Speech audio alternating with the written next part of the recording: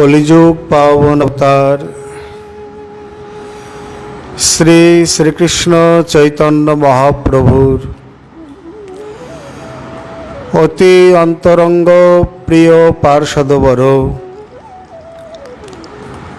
গৌড়ীয় আচার্যকুল ভাস্কর পরম বিরক্ত শিরোমণি কবিকুল মুকুটমণি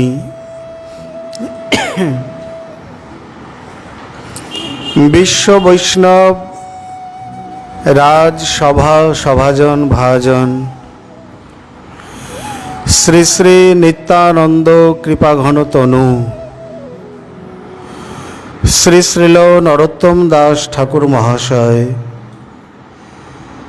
তদীয় অমর মহাগ্রন্থ শ্রী শ্রী প্রেমভক্তি চন্দ্রিকার সর্বপ্রথমে শ্রী গুরু তত্ত্ব এবং শ্রী গুরু মহিমা সম্বন্ধে বর্ণন করতে গিয়ে বলছেন, শ্রীগুরু চরণ পদ্ম কেবল ভকতি সদ্ম বন্দমুই সাবধান মতে যাহার প্রসাদে ভাই এভব তরিয়া যায় কৃষ্ণ প্রাপ্তি হয় যাহা হইতে।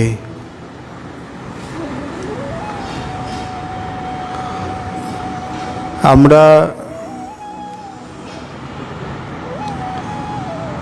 বিগ্রহের নাম কি? না ঠাকুরের নাম কি? রাধা মাধব। শ্রী শ্রী রাধা মদন মোহনজিউ শ্রী তথা নিতাই গৌড়ের অহিত কি করুণায় এখানে যে প্রতিদিন শ্রী ভাগবতী কথার আয়োজন হয়ে চলেছে, তার মধ্যে আপনারা শ্রী ভাগবতী ও দশম স্কন্ধীয় লীলা কথা রস আস্বাদন করছিলেন। তার মধ্যে আমি জীবাধম এসে ব্যাঘাত সৃষ্টি করলাম।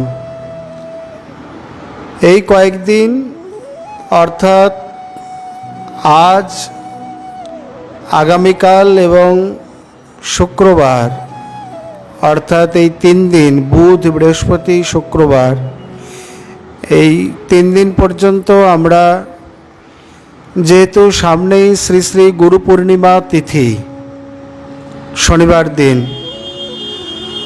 আষাঢ়ী পূর্ণিমা বা শ্রী ব্যাস পূর্ণিমা বা শ্রী গুরু পূর্ণিমা, এই তিথিটি নানা নামে অভিহিত। সেই তিথিকে অবলম্বন করে আমরা শ্রী গুরু পূর্ণিমা সম্বন্ধে এবং শ্রী শ্রী শ্রী গুরুতত্ত্ব সম্বন্ধে যথামতি আলোচনা এবং আস্বাদনে প্রয়াসী হয়েছি। এখানে শ্রী গৌড়ীয় বৈষ্ণব সম্প্রদায়ে বা শ্রী গুরুতত্ত্ব বলতে গিয়ে গুরুতত্ত্ব সব সম্প্রদায়ে সকল সাধন মার্গেই সমাদৃত এবং শ্রী গুরুতত্ত্ব এমন একটি তত্ত্ব যে যাকে বাদ দিয়ে কোনো মার্গীয় সাধন কল্পনা করা যায় না। শ্রী গুরু বলতে এই শব্দটির মধ্যে অনেক তাৎপর্য রয়েছে। গুরু মানে ভারী, গুরু মানে ওজন, গুরু মানে শ্রী গুরুদেব অর্থাৎ দীক্ষা মন্ত্র প্রদাতা, শ্রী নাম এবং ভজন প্রদাতা অর্থাৎ দীক্ষাগুরু এবং শিক্ষাগুরু। একাধারে এই শব্দটি এত ব্যাপক যে কি জড়জাগতিক সাংসারিক বা বৈষয়িক মার্গে বা কি আধ্যাত্মিক সাধন মার্গে, প্রতিটি সাধন মার্গে শ্রী গুরুদেব স্বীকৃত, আদৃত, পূজিত এবং তত্ত্বৎ শিষ্য সম্প্রদায়ী, অন্বয়ী এবং অনুগামীদের দ্বারা বা তত্তৎ কর্তৃক সেবিত। তার মানে শ্রী গুরুদেব একাধারে সেব্য তত্ত্ব, আমরা উপাস্য তত্ত্বও বলতে পারি। কারণ মুখ্যত শ্রী ভগবান যেমন উপাস্য তত্ত্ব, তিনি উপাস্য দেব, তারই অন্যতম কারুণ্য ঘন প্রকাশ, জ্ঞান ঘন প্রকাশ শ্রী গুরুদেব, তিনিও উপাস্য, তিনিও সেব্য। এইখানেই আমরা শ্রী শ্রী প্রেমভক্তি চন্দ্রিকার এই প্রাথমিক মঙ্গলাচরণ বা শ্রী গুরুতত্ত্ব সম্বন্ধে সেই দিক দর্শনেরই প্রয়াসী হব। প্রেমভক্তি চন্দ্রিকায় শ্রী শ্রী ঠাকুর মহাশয় আমাদের বিরাট একটি প্রশ্নের সম্মুখীন করে দিয়েছেন। সর্বপ্রথমেই বিরাট একটি বিতর্ক, একটি সন্দেহ, প্রশ্ন, একাধারে অনেক কিছু। আমরা ধীরে ধীরে সেই তত্ত্বে আসব। এখানে বলছেন যে এই যে শ্রী গুরুদেব, অর্থাৎ শ্রী গুরুদেব কি করে উপাস্য তত্ত্ব হয় বা কি করে তিনি এই প্রকার সেব্য তত্ত্ব হয়,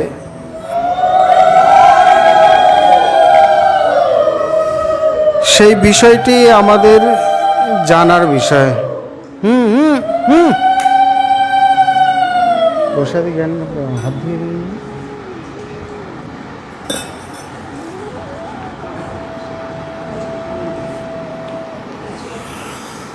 অর্থাৎ অন্যান্য মার্গে গুরুতত্ত্ব সম্বন্ধে আমাদের আলোচনার বিশেষ প্রয়োজন নেই। গুরুতত্ত্ব স্বীকৃত এমনকি অসুরগণের মধ্যেও আমরা যেমন দেবতাদের দেবগুরু বৃহস্পতিকে দেখি, তেমনি আবার দৈত্যগুরু শুক্রাচার্যকেও দেখি।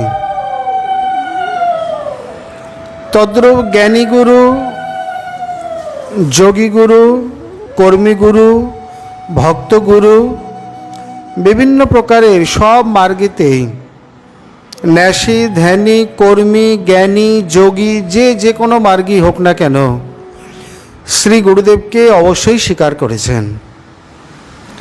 কারণ গুরু বিনা হয়ে কি জ্ঞান। শ্রী দেবর্ষি নারদকে দিয়ে সর্বপ্রথমে দেখিয়ে দিলেন ভগবান ব্যাসদেব, যিনি জ্ঞান শক্তির আবেশ অবতার। এক বেদকে বিভাজন করে যিনি 4 বেদ করেছেন, তার সারাংশ দিয়ে ব্রহ্মসূত্র 500-ও অধিক 4টি অধ্যায়ে, লক্ষ শ্লোকে মহাভারত, 18 পুরাণ, 17 পুরাণ, মানে এটি ভাগবত রচনার পূর্বের কথা। এই 17 পুরাণাদি সমস্ত কিছু করার পরও তথাপি তার মনে শান্তি নেই। তিনি নিজের ভুলটি বুঝতে পারছেন না, যে আমি জীবের শান্তির জন্য এত কিছু করলাম, অথচ আমার স্বয়ং আমার মনের মধ্যেই শান্তি নেই। তা আমার মনের মধ্যে যখন শান্তি নেই, অন্যের মনের মধ্যেই শান্তি আসবে কিভাবে? এটি একটি প্রশ্ন। কারণ আমরা বাস্তবে কিছু কিছু বিষয় দেখি, যেমন মনে করুন একটা ছোট্ট বিষয়, এখানে একটা আশ্রম, এখানেই কোনো শ্রদ্ধালু ভক্ত বলছে, বাবা অমুক দিন আমার একটু তিথি আছে বা কিছু বৈষ্ণব সেবার আয়োজন করে দেবেন। বাবা বললেন ঠিক আছে, তুমি ব্যবস্থা করো।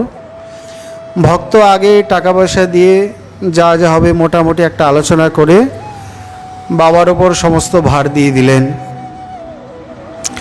ভক্তের প্রাণে খুব আকুতি, বহুদিন ধরে তিনি জাতীয় সেবাদি দিতে পারেন না, তেমন তার সামর্থ্য নেই। আজ যৎ সামান্য আয়োজন করেছেন, সেবার প্রতি প্রচণ্ড অনুরাগ, আকুতি, যেন বৈষ্ণবগণ ঠিকমতো সেবা গ্রহণ করতে পারেন, সেবাটি সুষ্ঠুভাবে সম্পন্ন হয়। সেই সঙ্গে সদুপায় অর্জিত যৎসামান্য অর্থাদি দিয়ে আয়োজন করেছেন। দেখা গেল হয়তো 100 জনের আয়োজন, সেখানে হয়তো 10 জনেরও বেশি হয়ে গেল। প্রসাদের মহিমায় কম পড়ল না, ঠিক যে কোনোভাবে ব্যবস্থাপনা কুলিয়ে গেল এবং প্রত্যেকে প্রসাদ আদি পেয়ে আনন্দিত হলেন। প্রসাদের প্রত্যেকটি উপকরণও এত সুন্দরভাবে রান্না হয়েছে, ভোগ নিবেদন হয়েছে এবং বৈষ্ণবগণ সানন্দে সুখে প্রসাদ গ্রহণ করেছেন, সকলেই পরিতৃপ্ত। ঘুরতে ঘুরতে দেখা গেল একদল যাত্রী এসে উপস্থিত অসময়ে, কোথাও প্রসাদ পাইনি, মন্দির আদি বন্ধ। এসে বলছেন, বাবা আমরা অনেক দূর থেকে এসেছি, কিছুই পাইনি, ক্ষুধার্ত, একটু প্রসাদ পাওয়া যাবে? কেউ বলছেন, এত বেলায় প্রসাদ পাওয়া যায়, জানো না একটা সময় আছে? বাবা বলছেন, আরে দাঁড়া, চুপ কর, তোমরা কজন? আমরা 4-5 জন আছি। আচ্ছা বসো দেখি। প্রভুর কৃপায় তাদেরও মোটামুটি পেট ভরে প্রসাদ হয়ে গেল, অসুবিধা হলো না। 2-4টে গরু, কুকুর, পাখি দেখা গেল তারাও বাদ গেল না। মানে সর্বোপরি সমস্ত অনুষ্ঠানটির অন্তে কর্মকর্তা, আয়োজনকর্তা, প্রসাদ গ্রহীতাদি সকলেই প্রসন্ন, সন্তুষ্ট। না বাবা, অল্পের উপর খুব সুন্দর হয়েছে, কারো মনে দুঃখ হয়নি, সমস্ত কিছু ম্যানেজ হয়ে গেছে, খুব ভালো হয়েছে। তার মানে কি, অনুষ্ঠানটি স্বল্প পরিসরে হতে পারে বা স্বল্প পরিমাণে হতে পারে, কিন্তু সার্বিকভাবে অনুষ্ঠানটি করার পর চিত্তে একটা আনন্দ বা প্রসন্নতা এসছে। আবার অনেক অনুষ্ঠানে হয় কি, অনেক টাকা খরচা করেছেন, অনেক উপকরণ করেছেন, কিন্তু এমন ছেঁড়াভাড়া করে রান্না করেছে, কোনোটা ঝাল বেশি, কোনোটা নুন বেশি, কোনোটা মশলা বেশি, বৈষ্ণবগণ অত তৃপ্তি করে পাননি। বা ভিতরে প্রসাদ আছে, ওদিকে মানে দেওয়ার বিশৃঙ্খলার ফলে অনেকে ঠিকমতো প্রসাদ পায়নি, মিষ্টিগুলো দেখা গেল ভিতরেই রয়ে গেছে, পঙ্গত হয়ে গেছে, তারপর মিষ্টি বেরোলো। এইরকম কোনো না কোনো একটা বিশৃঙ্খলা হয়ে গেল। মনে মনে ক্ষোভ, এত টাকা দিয়ে এত আয়োজন করলাম, বৈষ্ণবগণ ঠিকমতো পেল না, বা অনুষ্ঠানটি ঠিকমতো হলো না। পঙ্গত বসেছে, এমন সময় মুষলধারে বৃষ্টি, যা অর্ধেক প্রসাদ ভেসেই চলে গেল। এরকম অনেক অনেক কারণ দেখা যায় বা বাস্তব ঘটনা দেখা যায়। ব্যাসদেবের ক্ষেত্রেও তাই। বলে এত বিপুল আয়োজন করলাম, সকলের জন্য এত আদর সৎকারে নিমন্ত্রণ দিলাম, কিন্তু ওই প্রসাদ পেতে বসে যেন এমন ঝড় উঠলো, সব একেবারে ধুলায় ধূসরিত, বা এমন বৃষ্টি হলো যে রসা ডাল সব পুষ্পান্ন এখানেই ভেসে গেল। মিষ্টিটা কোনো মতে ছিল, তাও তো ধুয়ে অর্ধেক মিষ্টি জলেই চলে গেল, মিষ্টিটা পানসা পানসা লাগছে। মনে ভাবছেন, এত আয়োজন করলাম, আয়োজনটা বিফল হলো কেন? মানে মনের মধ্যে শান্তি নেই। এর উত্তর কে দেবে? বলে কেন নিজে স্বয়ং এই প্রকার। আবার না জানি খুব পিপাসা লাগছে, একবার জল পেয়ে আসলাম, আবার পিপাসা লাগছে, মানে অসময় প্রসাদ পাওয়া হয়েছে।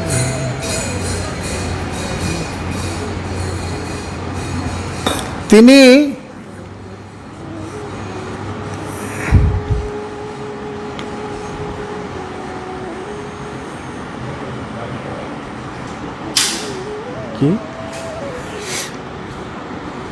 তিনি বলছেন যে এই যে তার এই প্রকার মনের মধ্যে ক্ষোভ, এই ক্ষোভ মিটাবে কে? কেন? তিনি স্বয়ং জ্ঞান শক্তির আবেশ অবতার। তাহলে তিনি নিজেই নিজের প্রশ্নের উত্তর দিতে পারেন বা নিজের মনের দুঃখ ক্ষোভ মিটাতে পারেন। বলছেন না, পারলেন না। বদ্রিনাথে সম্মাপ্রাস নামক নিজের আশ্রমে সরস্বতীর পশ্চিম তটে বসে বসে চিন্তা করছেন। আপনারা দেখেছেন কিনা জানি না, বদ্রিনাথে গেলে বদ্রিনাথের মন্দির থেকে 3 কিলোমিটার এগিয়ে যেতে হয়। মহাভারতের নামে হচ্ছে মণিভদ্রপুরী, আর স্থানীয় নাম হচ্ছে মানাগ্রাম। সেইখানে ব্যাসদেবের আশ্রম আছে। এই যে আহুজা কোম্পানি আছে না, অ্যাম্প্লিফায়ারের কোম্পানি, আহুজা মেশিন খুব বিখ্যাত, এই মাইক মেশিন। এই আহুজা কোম্পানি থেকে দিল্লি থেকে ওখানে সেবা চলে। ব্যাসদেবের এরকম বড় মূর্তি আছে বসা ওখানে, ব্যাস গুফা, তার পাশেই গণেশ গুফা, যেখানে গণেশকে নিয়ে তিনি পুরাণাদি রচনা করেছিলেন। তার থেকে একটু এগিয়ে গেলেই মানে মানাগ্রাম পর্যন্ত পাকা পিচ রাস্তা, তারপরে পার্বত্য রাস্তা, এরপরে আর ভালো রাস্তা নেই। এই ত্রিভুজাকৃতি একটা পাহাড়ের মধ্যে দিয়ে সরস্বতী নদী বেরিয়ে আসছে। ত্রিবেণী সঙ্গমে তো সরস্বতীকে দেখা যায় না, সরস্বতীকে দেখতে গেলে ওইখানে যেতে হবে। তার পাশেই একটা বড় পাথরের টুকরো ফেলা রয়েছে, যার নাম ভীমপুল, মানে ওইটাই স্বর্গারোহণের পথ। পঞ্চপাণ্ডব ওই পথ দিয়েই গেছেন। তো দ্রৌপদী দেবী যখন বলছেন আমি তো এত মানে সরস্বতীর সেখানে যা গর্জন আর উচ্ছ্বাস, মানে ওইখানে সরস্বতী এসে পড়ছে, আপনি যদি এখানে দাঁড়ান এক তো শব্দ শুনতে পাবেন না, আর আপনার শরীর ধীরে ধীরে ভিজে যাবে। মানে বর্ষার দিনে খুব মিহি মানে গুড়ি গুড়ি একটা বর্ষা ওঠে না, অনেকটা ঘন কুয়াশার মতো, মানে বাইরে কিছুক্ষণ দাঁড়ালে শরীর ভিজে যায়, সেই রকম। এইখানে একটু আগে গিয়ে অলকানন্দার সঙ্গে মিশে গেছে, এর নাম হচ্ছে দেবপ্রয়াগ। মানে গণেশ বলছে এত শব্দ আমি তো কিছু শুনতেই পাই না, আমি লিখব কি? তখন ব্যাসদেব দেবী সরস্বতীকে বন্দনা করলে।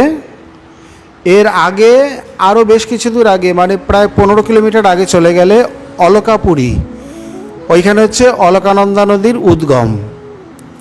এই অলকানন্দার সঙ্গে এই ভীমপুলের পরে সরস্বতী মিলে গেছে, এই জন্য আগে গিয়ে সরস্বতীকে আর দেখা যায় না। কেশবপ্রয়াগে এসে ভাগীরথীও অলকানন্দার সঙ্গে মিলে গেছে।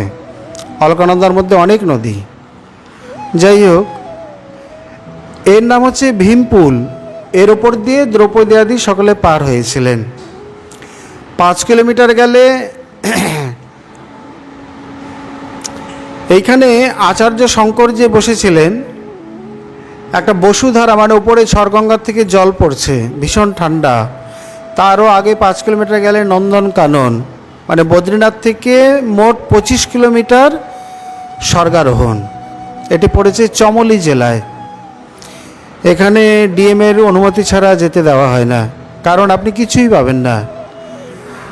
বদ্রীনাথকে বদরীনাথ বলে তো, মানে বদরী বলতে কুল, ওখানে ছোট ছোট বন্য কুল যেগুলো দেখতে লাল আর পাকলে কমলা কমলা হয়, আর ভূর্জপত্র যে পাতাতে তাবিজ কবচ লেখে, এই দুটো গাছ ছাড়া আপনি কোনো গাছ দেখতে পাবেন না। আরেকটু আগে গেলে শুধু বরফই বরফ, এমন এমন বরফ আছে যা 12 মাসেও গলে না, ভীষণ ঠান্ডা।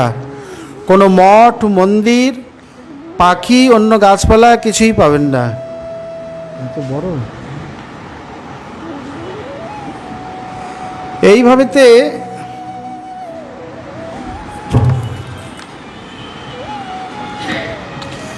তিনি করলেন কি,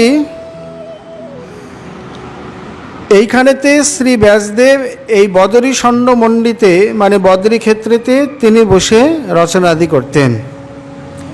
বদ্রীনাথ ক্ষেত্র আমরা কথা প্রসঙ্গে বলে এসেছি, আপনারা অনেকে শুনে এসছেন। ভারতবাসী মাত্রেই একবার বদ্রীনাথের চরণ দর্শন করা উচিত। যেমন ভক্ত মাত্রেই শ্রীধাম নবদ্বীপ, পুরী এবং বৃন্দাবন দর্শন করা উচিত, তেমনি ভারতবাসী মাত্রে যেহেতু এই বদ্রীনাথ মানে শ্রী নরনারায়ণ ভগবান, ইনি ভারতবাসীর কল্যাণের জন্যে নিজে তপস্যারত, যেটি আর অন্য খণ্ডে নেই। 9টি খণ্ড তো জম্বুদ্বীপে, তার মধ্যে আমরা ভরতখণ্ডের অধিবাসী।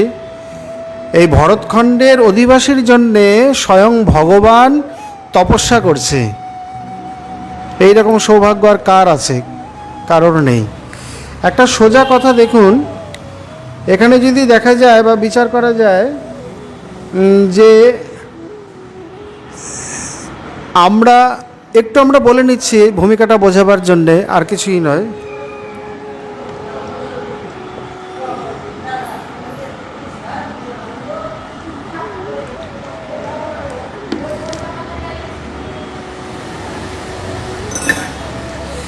স্বয়ং শ্রী ভগবান কোথায় আছেন? গোলকে, সর্বোপরি শ্রীগোলক বৃন্দাবন ধাম।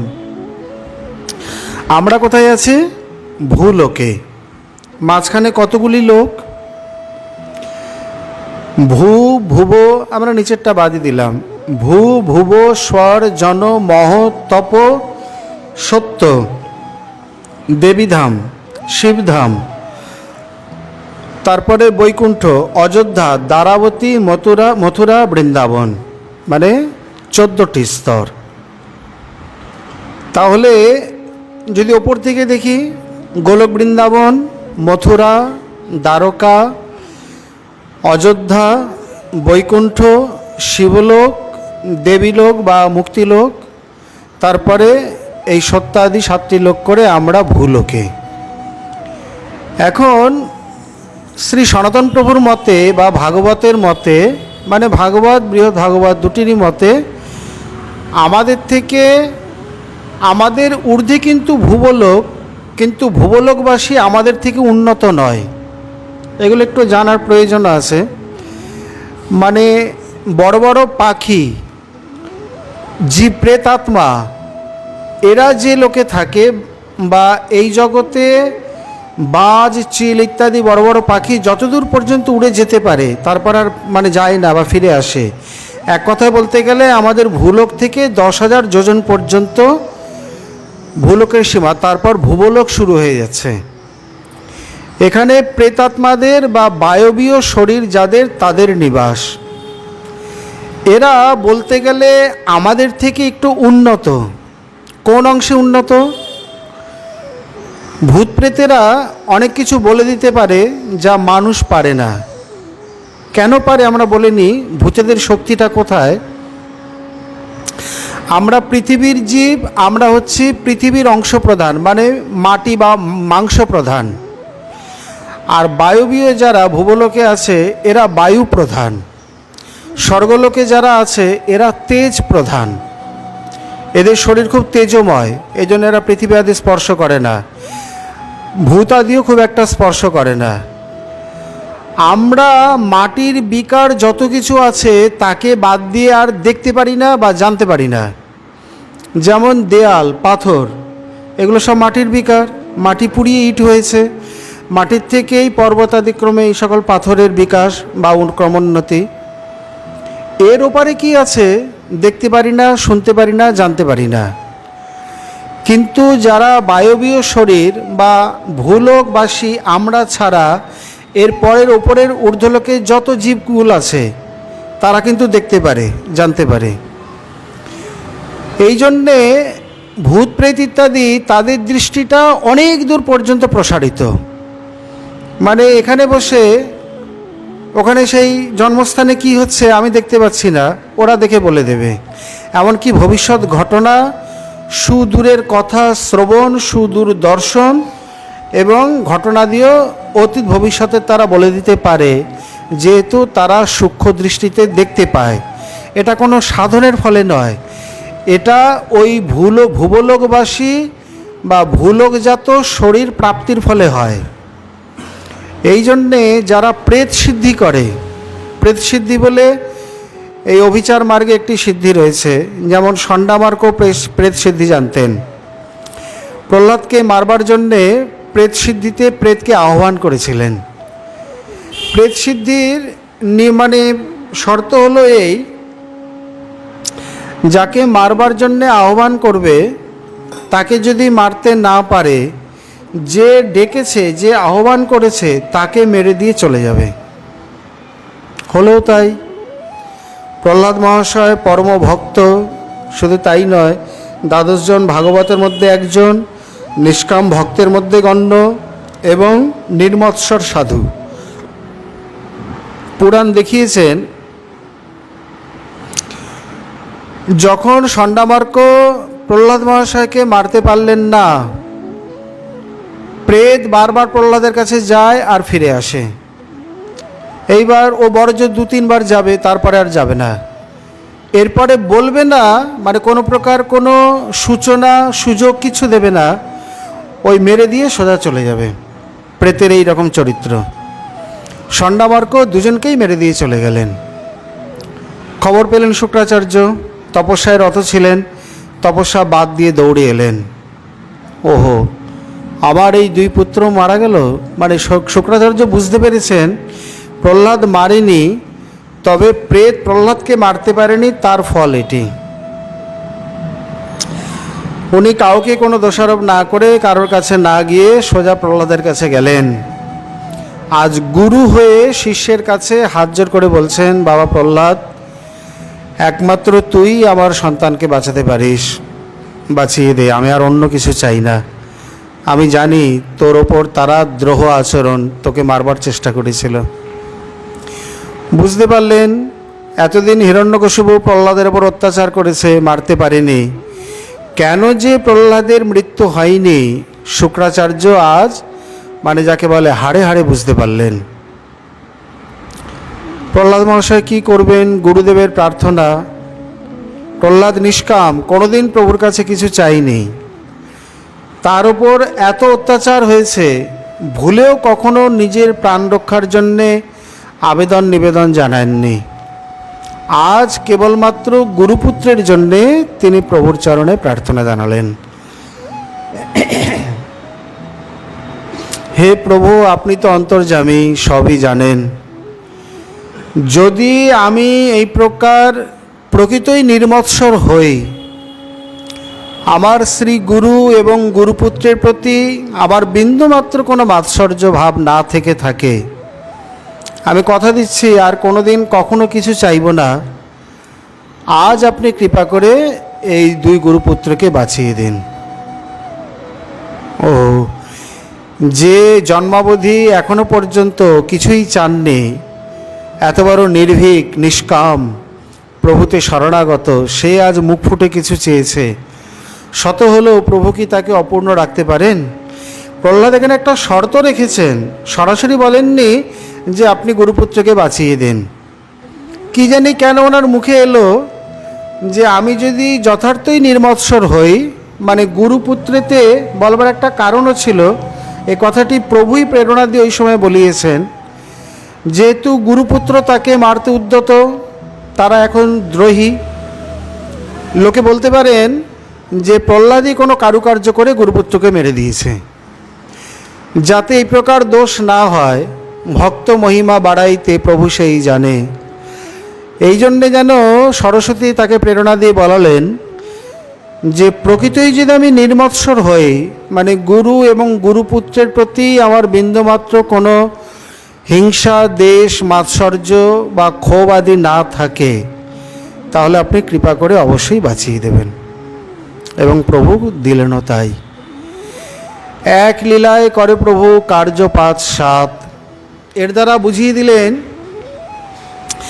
এই যে ভাগবতের প্রথমেই যে বলছেন, ভাগবতের অধিকারী নির্মৎসরাণাং শতাং বেদ্যম,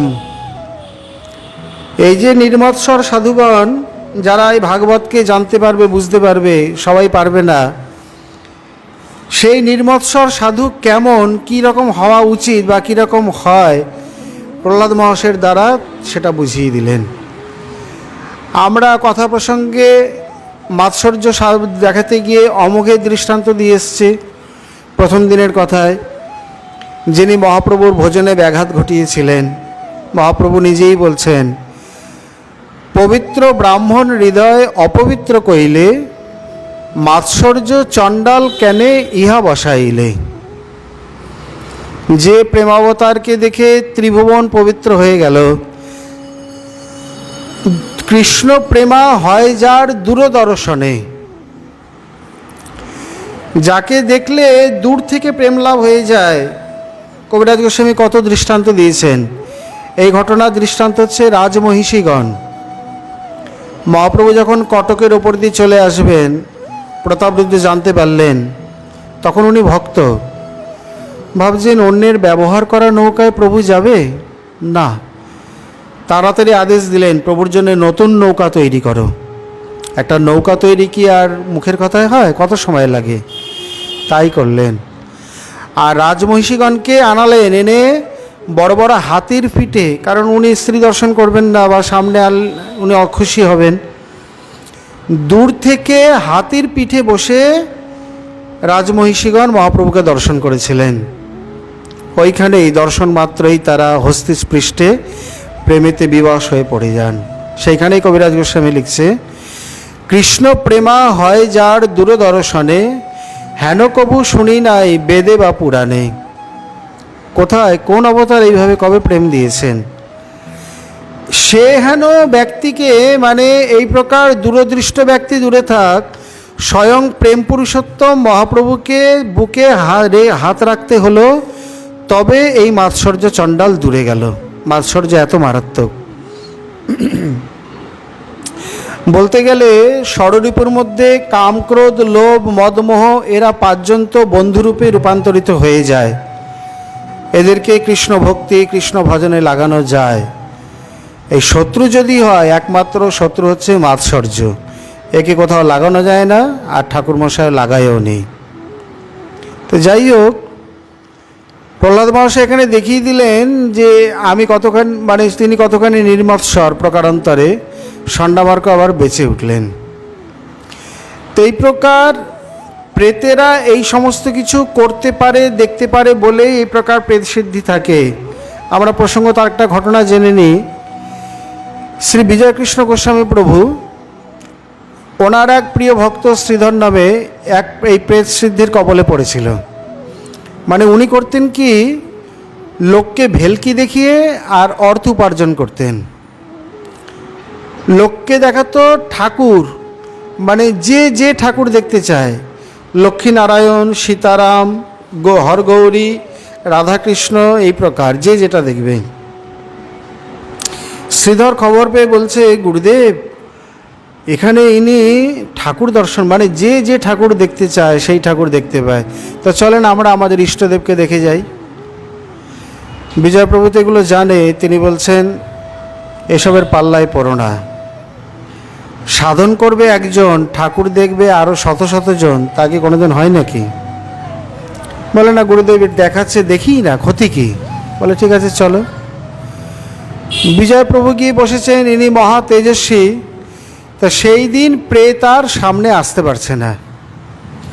সামনে এসে খেলা দেখায়, তো যতবার মন্ত্রপুত করছে প্রেত এসে আবার সংকুচিত হয়ে ঘুরে ভিতরে চলে যাচ্ছে। সামনে আসতেও পারছে না, খেলাও দেখাতে পারছে না। এদিকে দর্শক যারা, তারা অধীর হয়ে উঠেছে, কি ব্যাপার, টাকা নিয়েছেন ঠাকুর দেখাচ্ছেন না, কোথায় গেল ঠাকুর আজকে? বিজয়প্রভু বুঝতে পেরেছেন। উনি ভাবছেন কি আমি উঠে যাব না বসবো, কি করি? ওদিকে ভিতরে গিয়ে যার প্রেত সিদ্ধি, তিনি বারবার বলছেন, কিরে আজকে কি হলো কি? মানে সেই বানর আদিকে বেদ দিয়ে মারবার মতো। প্রেতটা কাচুমাচু করে বলছে, বলে আমি কি করব, বিজয়প্রভু বসে আছে, আমি ওনার সামনে যেতে পারবো না। এই উনি বুঝতে পারলেন তখন, নিশ্চয়ই কোনো তেজস্বী মহাপুরুষ ইত্যাদি। তখন উনি কি বলছেন যে এখানে বিজয়প্রভু কে আছেন, মানে বলতে বলতে উনি বুঝতে পেরে উনি আসর ত্যাগ করে আগে চলেই গেছে। তারপরে শ্রীধর জানে না। তারপরে প্রেত এসে দিব্যি স্বচ্ছন্দভাবে খেলা দেখালো। তখন শ্রীধরকে ব্যাপারটা বুঝালেন, তুই বুঝলি কিছু, ভেলকি খেলা, এগুলো প্রেত সিদ্ধির খেলা।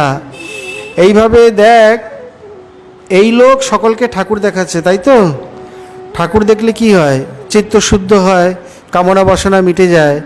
তা যে প্রতিদিন এত লোককে ঠাকুর দেখাচ্ছে, সে নিজেও ঠাকুর দেখেছে। তা দেখার পর তার এত অর্থ লালসা কেন, তার এত অর্থের প্রয়োজন কেন, এটা বুঝিস না? এই তাকে নিয়ে গিয়ে শিক্ষা দিলেন। তো এইরকম বহু কিছু রয়েছে।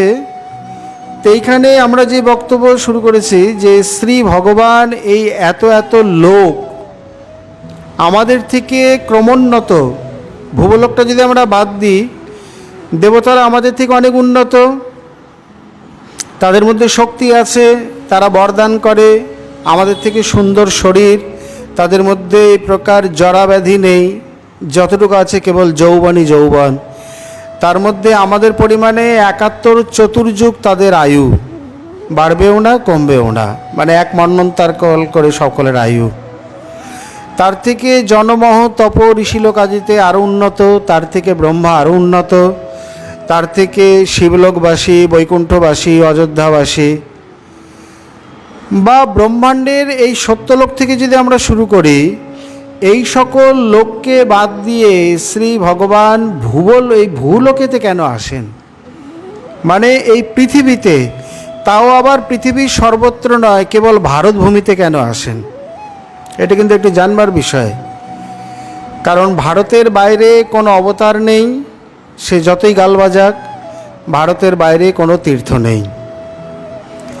যেমন উত্তরপ্রদেশ, রাজস্থান এবং হরিয়ানা, তিনটি রাজ্য মিলে বৃন্দাবন বা এর আধ্যাত্মিক সীমা, তেমনি রাজনৈতিক বিবর্তনে আজ তীর্থস্থানগুলি যেখানেই যাক না কেন, বাংলাদেশ, পাকিস্তান, তিব্বত, নেপাল, অন্য যেদিকেই যাক না কেন, যতদূর পর্যন্ত তীর্থস্থান ততদূর পর্যন্তই ভারতের আধ্যাত্মিক সীমা। আর অন্যত্র ভগবত কোনো অবতার নেই, যার জন্যে শ্রী প্রেমানন্দ দাস ঠাকুর খুব প্রশংসা করেছেন ভারত এবং ভারতবাসীকে। ওরে মন, বৃথা কেন কর্মের দোষাও, মানুষ উত্তম দেহ ভারতবর্ষেতে সেহ, ইহার অধিক কি বা চাও? ভগবান কৃপা করে ভারতবর্ষে জন্ম দিয়েছেন, এইটাই অনেক। পঞ্চম স্কন্ধে দেখিয়েছেন যে দেবতারা পর্যন্ত ভারতভূমিতে জন্ম নেবার জন্য লালায়িত। আরও ভালো মহিমা স্থাপন করেছেন রাজা খট্টাঙ্গ। কোনো কোনো সময় যেমন রাজা মুচুকুন্দ, রাজা খট্টাঙ্গ, যজাতি ইত্যাদি, এরা দেবতাদের থেকে প্রতাপী রাজা। এরা নিজেদের শৌর্যবীর্য বলে দেবতাদের বহু যুদ্ধ জয় করিয়েছে। তা সূর্যবংশীয় খট্টাঙ্গ, মুচুকুন্দ ইত্যাদি, চন্দ্রবংশীয় যজাতি। তা খট্টাঙ্গকে দেবতারা বলছে, আপনি আমাদের যুদ্ধে জয় করিয়ে দিয়েছেন, মানে এই দৈত্যদের পরাস্ত করেছেন, আমরা খুব সন্তুষ্ট, আপনি বর চান। খট্টাঙ্গ মহারাজ বলছেন, আমি আপনাদের যুদ্ধে জয়লাভ করালাম, আমি আপনাদের থেকে আর কী বর নেব? তবে এক কাজ করুন তো, আমার আয়ু কতখানি দেখুন তো। মানে তারা স্বর্গে থাকার জন্য আহ্বান করছে, আর ওনার স্বর্গে থাকার ঠিক ইচ্ছা নয়। ও কতখানি নির্লোভ দেখুন। এই জগতে লৌকিক পুণ্যকর্মাদি করে স্বর্গে যাওয়ার জন্যে, আর উনি ওনার নিজস্ব প্রতাপে স্বর্গে গেছেন, ওখানে স্বর্গবাসী থাকতে বলছে, তথাপি উনি থাকতে চাচ্ছেন না। তা দেবতারা বললেন, কি বলবো আর, অত্যন্ত দুঃখের সঙ্গে জানাচ্ছি যে আপনার মাত্র 2 মুহূর্ত কাল আয়ু আছে, 48 মিনিটে 1 মুহূর্ত, তার মানে 96 মিনিট আপনার আয়ু। বলছেন তাড়াতাড়ি একটি দ্রুতগামী বিমান দিন, আমি স্বর্গেতে মরতে চাই না, স্বর্গেতে মৃত্যু হলে আমার দুর্গতি অধোগতি হবে, আমি ভারতবর্ষে গিয়ে যাতে মৃত্যুগ্রহণ করতে পারি। স্বর্গে থেকে দেবতাদের সামনে স্বর্গের এই প্রকার, স্বর্গের প্রতি অনীহা বা স্বর্গের প্রতি এই প্রকার মনোভাব পোষণ করা, প্রকারান্তরে স্বর্গকে অপমান করাই হলো, ছোট করাই হলো, এবং ভারতবর্ষকে বড় করা হলো। দেবতাগণ আর কী করবেন? ওনার প্রার্থনায় একটি দ্রুতগামী বিমানে করে 1 মুহূর্ত লাগলো স্বর্গ থেকে ভূলোকে আসতে, মানে 20,000 যোজন পথ অতিক্রম করলো মাত্র 48 মিনিটে। বাকি 48 মিনিট তখনও রাজা খট্টাঙ্গের হাতে। কারোর সঙ্গে কোনো প্রকার দেখা সাক্ষাৎ না করে, কিছু না করে, সোজা গঙ্গা তীরে বসে তিনি এই প্রকার ভগবত ধ্যান শুরু করলেন, মানে গভীর একনিবিষ্ট ধ্যান যাকে বলে, সমকায় শিরগ্রীব হয়ে। ওহো, যথার্থ ভজন করতে পারলে খুব বেশি সময় লাগে না। নিষ্কপট নিশ্চল হয়ে ভজন করতে পারলে এত ভজন লাগে না, অল্প ভজনেই ভগবত সিদ্ধিলাভাদী হয়ে থাকে। মাত্র এই 1 মুহূর্ত কালের মধ্যেই তিনি ভগবত চরণ কমল প্রাপ্ত হলেন এই পুণ্য ভারতভূমির প্রভাবে। উনি নিজের জীবন দিয়ে ভারতবর্ষের ভূমিকা বা মহিমা প্রকারান্তরে আরেকবার দেখিয়ে দিলেন। এই দেবতাগণ বলছেন, আমরা স্বর্গে জন্ম পেয়ে ঠকে গেছি, কারণ নযত্র বৈকুণ্ঠ কথা সুধা পগা, এখানে বৈকুণ্ঠের কথা সুধা নেই। আচ্ছা, এখন তো সব জায়গাতেই উৎসব ভাণ্ডারা খুব প্রচলন। সে নবদ্বীপেই কি, বৃন্দাবনেই কি, আর পুরীতেই কি, প্রতিদিন 2-3 জায়গায় তো থাকেই। তো এখানে সাধুদের এত নিমন্ত্রণ, এত দান দক্ষিণা, ভাণ্ডার ইত্যাদি, তা আপনাদের কোনোদিন স্বর্গ থেকে নিমন্ত্রণ আসে, চিঠি টিঠি আসে, ভাণ্ডারা নিমন্ত্রণ বা নামযজ্ঞ, সপ্তাহযজ্ঞ বা সাধ্যায় যজ্ঞ কিছু? কদাপি আসে না। কারণ দেবতাদের চরিত্র দেখিয়েছে, এরা বিপদে পড়লে একটু ভগবানের শরণাগত হয়, আবার বিপদ পড়ে গেলে তখন তার সঙ্গেই আবার বিপদ চলে গেলে তার সঙ্গেই যুদ্ধ করে। যেমন ভগবানই স্বর্গরাজ্য ফিরিয়ে দিলেন, আর সত্যভামা দেবী পারিজাত পুষ্প দেখে একটু পারিজাত পুষ্পটা চেয়েছিলেন, তাতেই শচী বলে দিলেন, খবরদার, এটা স্বর্গের সম্পদ, পৃথিবীতে যাবে না। সেখানে ভগবানের কোনো বিচার নেই, সেখানে স্বর্গমর্তের বিচার করছে। ইন্দ্র এমস্ত্রৈন এখনও ভোজনটা করেছে, ঢেকুরটা ওঠেনি, সবেমাত্র যুদ্ধে জয়লাভ হয়েছে, আর সঙ্গে সঙ্গে স্ত্রীর কথায় এত বড় অকৃতজ্ঞ হলো, পুষ্প তো দিলেন না, একটা চারাও না, এবং শুধু তাই না, তার সঙ্গে যুদ্ধ পর্যন্ত করতে শুরু করলেন। ভগবান ভাবছে, আমার দেওয়া স্বর্গরাজ্য আর আমার সঙ্গে যুদ্ধ ইচ্ছা করলে তো আমি ছিনিয়ে নিতে পারি, কিন্তু যেহেতু আমি বিধান করেছি স্বর্গরাজ্য নেব না, পারিজাতের বৃক্ষটা এনে সত্যভামার ভবনে একবারে প্রথিতই করে দিলেন। দেবতাগণ এই রকম। আর সেইখানে দান ধ্যান যাগযজ্ঞ কথা কীর্তন, স্বপ্ন। দেবতা মানে চরম ভোগী, ভোগবাদী, ওদিকে সোমরস, ওদিকে অমৃত, ওদিকে অপ্সরাগণ, ওদিকে নন্দনকানন, এছাড়া কিছু জানে না। দেবতাদের জীবনে কতগুলি বিষয়ভোগ আর যুদ্ধ দৈত্যগণের সঙ্গে। বৃহৎ ভাগবতামৃতে শ্রী সনাতন প্রভু দেখিয়েছেন, যখন গোপকুমার ঊর্ধ্বলোকে গেলেন, গোপকুমারের চরিত্রে কতগুলি বিষয় দেখিয়েছেন যেগুলো আমাদের আচরণীয় বা অনুকরণীয়।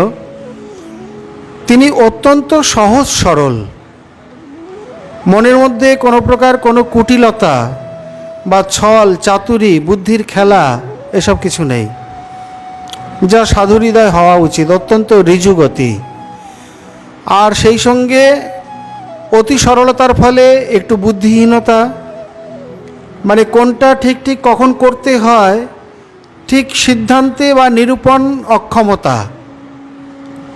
যেমন এদিকে দেবাজিদেব মহাদেব বলছেন, আমি তোমাকে বৃন্দাবন যেতে বলছি, তুমি এখানে কেন বিলম্ব করছো? তোমার সন্ন্যাসের মধ্যে কেন এত আগ্রহ? যাও, সোজা এখান থেকে বৃন্দাবন চলে যাও।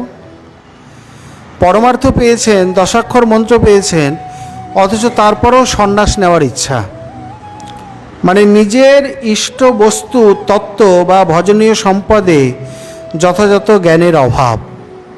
এরকম অনেক নবীন সাধককে দেখা যায়।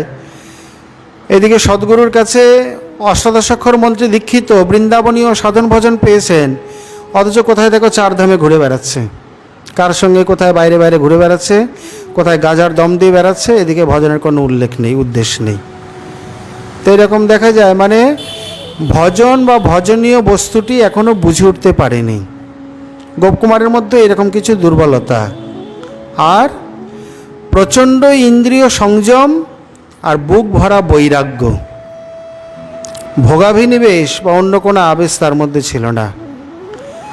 এখানেই দেখিয়েছে, এখানে প্রথমে তিনি নরপতি হলেন, দক্ষিণ ভারতের রাজা হলেন। দক্ষিণ ভারতের রাজা হয়ে সেইখানে যথেষ্ট সুখ সমৃদ্ধি, দান ধ্যান যাগযজ্ঞ, এই পথ নির্মাণ, বৃক্ষারোপণ, সরোবর নির্মাণ, পান্থশালা নির্মাণ ইত্যাদি সমস্ত জনহিতকর কার্য করতে লাগলেন। ওখান থেকে হলেন উড়িষ্যার রাজা, পুরীর রাজা। পুরীর রাজা হয়ে ওনার আমলে রথযাত্রা মহোৎসব আরও অধিকাধিক রূপে শ্রী জগন্নাথের 62টি উৎসব দেখা যায়। 62টি উৎসব আর 12টি যাত্রা। এই যাত্রা উৎসবের মধ্যে কথা বলে না, জগন্নাথের 12 মাসে 13 পার্বণ, এই সমস্ত কিছুর মধ্যে রথযাত্রা হচ্ছে সর্বশ্রেষ্ঠ যাত্রা। স্নান যাত্রা, চন্দন যাত্রা ইত্যাদি ইত্যাদি রয়েছে, তার মধ্যে রথযাত্রা সর্বশ্রেষ্ঠ। তা ওনার আমলে এই রথযাত্রা আদি মানে জগন্নাথের যত যাত্রা উৎসব আদি তিনি কোষাগার খুলে দিয়ে আরও অধিক পরিমাণে সুন্দরভাবে আয়োজন করেছিলেন। সেই তিনি যখন স্বর্গের রাজা হলেন, নন্দনকাননে গিয়ে তিনি পর্ণকুটির নির্মাণ করলেন। যতদিন উনি স্বর্গে ছিলেন স্বর্গের সিংহাসনে বসেনি। অপ্সরাগণের কোনো নৃত্য গীত আদি বা ভোগ্য বিষয়ে লিপ্ত হওয়া এগুলো তো স্বপ্নেও নেই। না অমৃত পান করেছেন, না সোমরস আদি পান করেছেন। কি খেতেন তাহলে? ওই নন্দনকাননের ফলাদি বেশি ভোজন করতেন। আর ত্যাগী সাধুরা যেমন বড় বড় অট্টালিকায় বা মঠ মন্দিরে থাকে না, থাকতে চায় না, তারা পর্ণকুটির করে থাকে। যেমন আমরা শ্রী তিনকড়ি প্রভুর চরিত্রে দেখতে পাই, এটি ওনার জীবনে একটা অন্যতম আদর্শ। উনি যখন মেদিনীপুর আদিতে প্রচারে বা পরবর্তীকালে অন্য জায়গায় প্রচারে যেতেন, আগে থেকে ওনার জন্যে ঠিক গ্রামের লোকালয়ের বাইরে পর্ণকুটির তৈরি করে রাখতে হতো। আর উনি যেভাবে ভজন করেছেন এবং প্রচার করেছেন সত্যি আদর্শ। উনি সকাল থেকে মানে শেষ রাত্রি থেকে বিকাল 5টা পর্যন্ত কারোর সঙ্গে কোনো যোগাযোগ নেই, খাওয়া দাওয়াও নেই, যোগাযোগও নেই।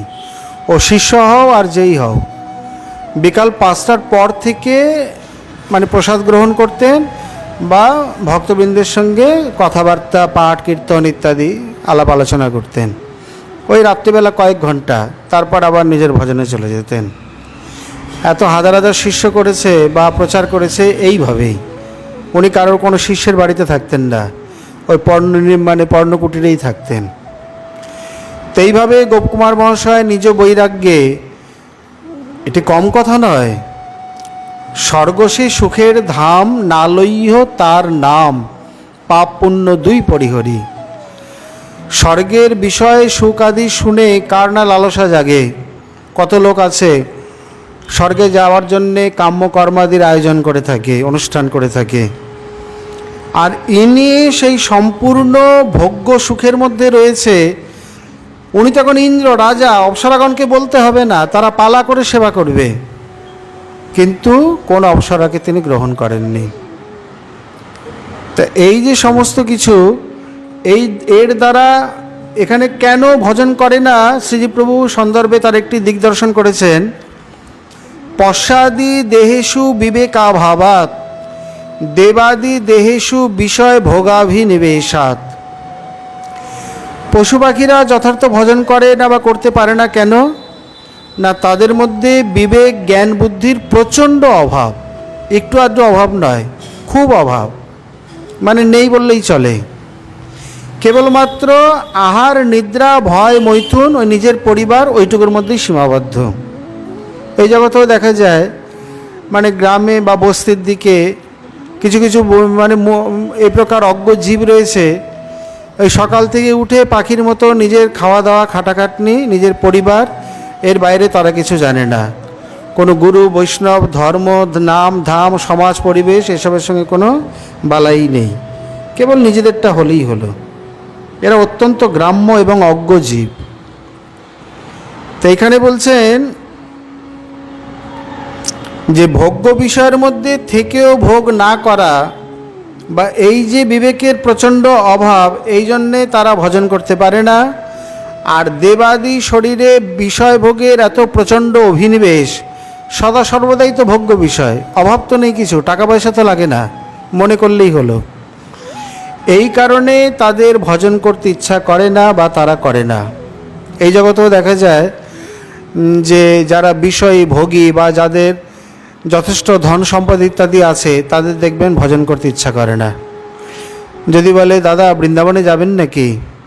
বৃন্দাবনে কেন, কোন দুঃখে? আমার তো বাড়ি গাড়ি, টাকা পয়সা, স্ত্রী পুত্র সবই আছে।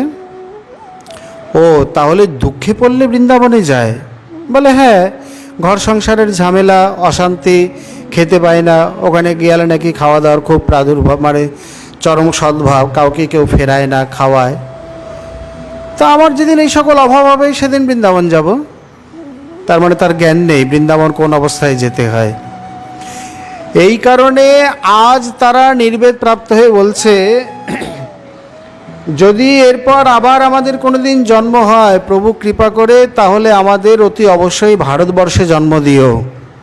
কেন?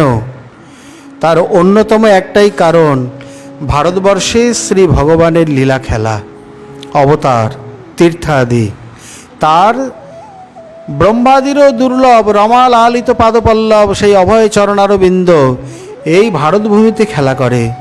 এই ভারতভূমি চুম্বিত, এখানে তিনি নগ্নপদে বিহার করেছেন। যে চরণ রজকণা কোটি কোটি যোগীন্দ্র মুনীন্দ্রগণ জন্ম জন্মান্তরে নিজ হৃদয় মুকুরে আনয়ন করতে পারে না, ধ্যান যোগে উদ্ভাসিত করতে পারে না, স্বয়ং ভগবান কৃপা করে আজ সেই চরণ ধূলিকে এখানে দিয়ে গেছেন।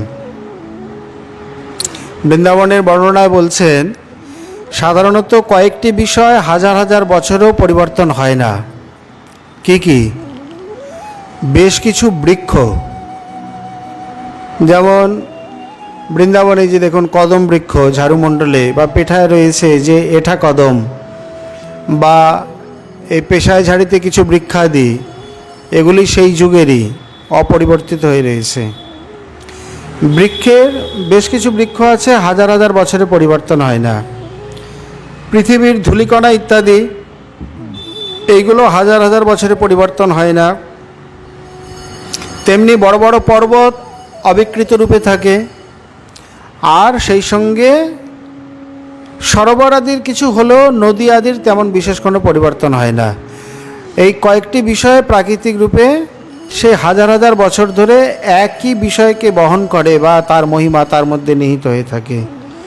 তাহলে এই যে কুণ্ডের রস দিয়ে তিলক বা ধামের প্রত্যেকটি রজই এখানে যুগল কিশোরের তারা নগ্নপদে বিহার করেছেন। আমরা কথা প্রসঙ্গে বলে এসেছি, শ্রী ভগবান বৃন্দাবনে অস্ত্র, ছত্র মানে ছাতা, পাদুকা আর সেলাই করা কাপড় এগুলো ব্যবহার করেনি। পাদুকা ব্যবহার করেছেন মথুরায় এসে। তাহলে বৃন্দাবনে হেন কোনো স্থান নেই 84 কোষে তিনি গোচারণ করেননি। সর্বত্রই তাহলে তার শ্রী পাদপুত রজ।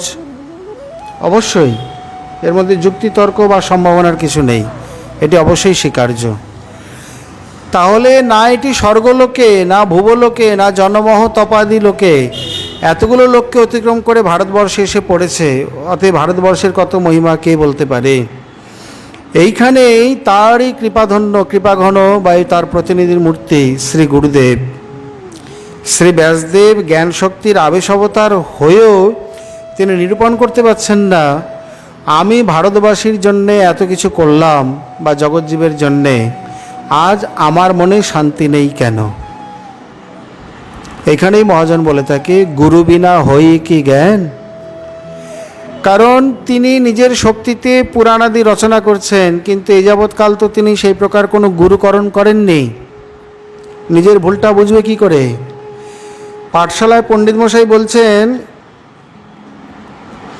দুয়ে দুয়ে কত হয় যে সবার আগে এনে দেখাতে পারবে তাকে এই পাকা আমটি দেওয়া হবে। এখন পাকা আমের লোভে কেউ 2 দিয়ে 4, কেউ 3, কেউ 5, কেউ 7, যার যেমন মনে হলো তাড়াতাড়ি লিখেই, পণ্ডিতজি গুরুমশাই এই যে আমি লিখে আমাকে আমটা দিন। সবার দাবি আমি ঠিক লিখেছি, আমটা আমাকে দিন। আচ্ছা সবাই কি ঠিক লিখেছে? এখন এটি যদি ছেলেরা বলে, এই তোরটা হয়নি, 2 দিয়ে 3 হয় না, 2 দিয়ে 4 হয়, আরেক ছাত্র কিন্তু মানবে না, মারামারি লাগিয়ে দেবে। বলছে না, পাকা আমের লোভে তুই মিথ্যা কথা বলছিস, 2 দিয়ে 3ই হয়, 2 দিয়ে 4 হয় না। কিন্তু গুরুদেবকে স্লেটটা নিয়ে দেখালে গুরুদেব যখন বলবে যে না বাবা 2 দিয়ে 4 হয়, এটাই সত্য, 2 দিয়ে 3ও হয় না, 2 দিয়ে 5ও হয় না, তা 2 দিয়ে যে 4 লিখেছে সেই আমটা পাবে, বাকি অন্যজন পাবে না। তখন কিন্তু সবাই মাথা নিচু করে গুরুদেবের এই আদেশ বা গুরুদেবের বিচারকে মেনে নেবে। তো এই বিচার যিনি দেখিয়ে দিলেন তিনি হলেন গুরু, বা তিনি শিখিয়ে দিলেন 2 দিয়ে 4 হয়, ভবিষ্যতে যেন কদাপি ভুল না হয়। তেমনি আমরা যা করছি মনে করছি খুব ভালো করছি, ঠিক করছি, যথার্থ করছি। আমি না না, আমি তো স্বপ্নেও ভুল করতে পারি না, বাকিরা ভুল করতে পারে, আমি কোনোদিন ভুল করতে পারি না। নিজের সম্বন্ধে নিজের এতখানি আত্মচেতনা ভালো, কিন্তু এটা যদি একবারে অন্ধত্বে পরিণত হয় তাহলে যে ক্ষতিকারক হয়ে যাবে। মানে ভুল করে অধঃপতিত হয়েও তখন তিনি বুঝতে পারবেন না যে আমি ভুল করছি না ঠিক করছি। কোন অনুভবী এই জন্য বলছেন সাধন মার্গটি কী প্রকার? সাধন মার্গ হলো এই তৈলাক্ত বাসে আরোহণ করা। চড়ক পূজা অনেক সময় দেখা যায় বাসটাকে খুব ভালো করে চেঁচে ছুলে দিয়ে একদম মানে সমান করে দিয়েছে, কোনো গাঁট নেই। তারপর বেশ কয়েকদিন ধরে ভালো করে তেল খাইয়ে খাইয়ে একদম তৈলাক্ত করে দিয়েছে। তারপর তেল মাখিয়ে কোনো ব্যক্তিকে বলছে এই বাসের একেবারে উপরে উঠতে পারলে এই উপহারগুলো বা এই বস্তুগুলো পাবে। সে বাসে ওঠার চেষ্টা করছে, বাসে কোনো গাঁট নেই, বাসে তেল মাখা, তারপর তার শরীরকেও আবার তেল মাখিয়ে দিয়েছে। যদিও বা চেপে ধরে টরে কোনো মতে 2-3 গাঁট ওঠে, আর যখন পিচ্ছিল হয় মানে স্লিপ করে একবারে 3-4 গাঁট সরসর করে নিচে নেমে চলে আসে, বুঝতেই পারে না। সে মনে করছে আমি তো খুব ভালোই উঠছি, আমি তো পথেই আছি, আমি ঠিকই করছি। এই সাধন মার্গটাও তাই। সাধক যখন একা একা নিজে কিছু করতে চায় বা করে, মনে করে আমি ভালো করছি, আমি ঠিক করছি। যেমন অনেকেই আছে দেখুন, মহৎ আনুগত্যে ভজন না করলে কি হয়? শাস্ত্রে তো সব রকমই কথা আছে। তিনি মনে করলেন কানাই গোচারণ করেছে, গো দেবতা, গো সেবা করলেই ভগবত সেবা হয়, অতএব গো সেবা করো। এটা কিন্তু কারোর সঙ্গে পরামর্শ করলেন না, বা তার যে গুরুস্থানীয় তার কাছ থেকে কোনো আদেশ নিলেন না। ভাগবতে শুনেছেন বা শাস্ত্রে তো আছে, এই গো সেবা করা শুরু করে দিলেন। এটা তার নিজস্ব মনমুখী ভজন। বলে ক্ষতিটা কি? ভজনই তো। বলে ক্ষতি কিছু নেই, তবে এই মার্গে বা সকল সাধন মার্গে আনুগত্যের যে মহিমা বলা হয়েছে, স্বতন্ত্রতার সেই মহিমা বলা হয়নি।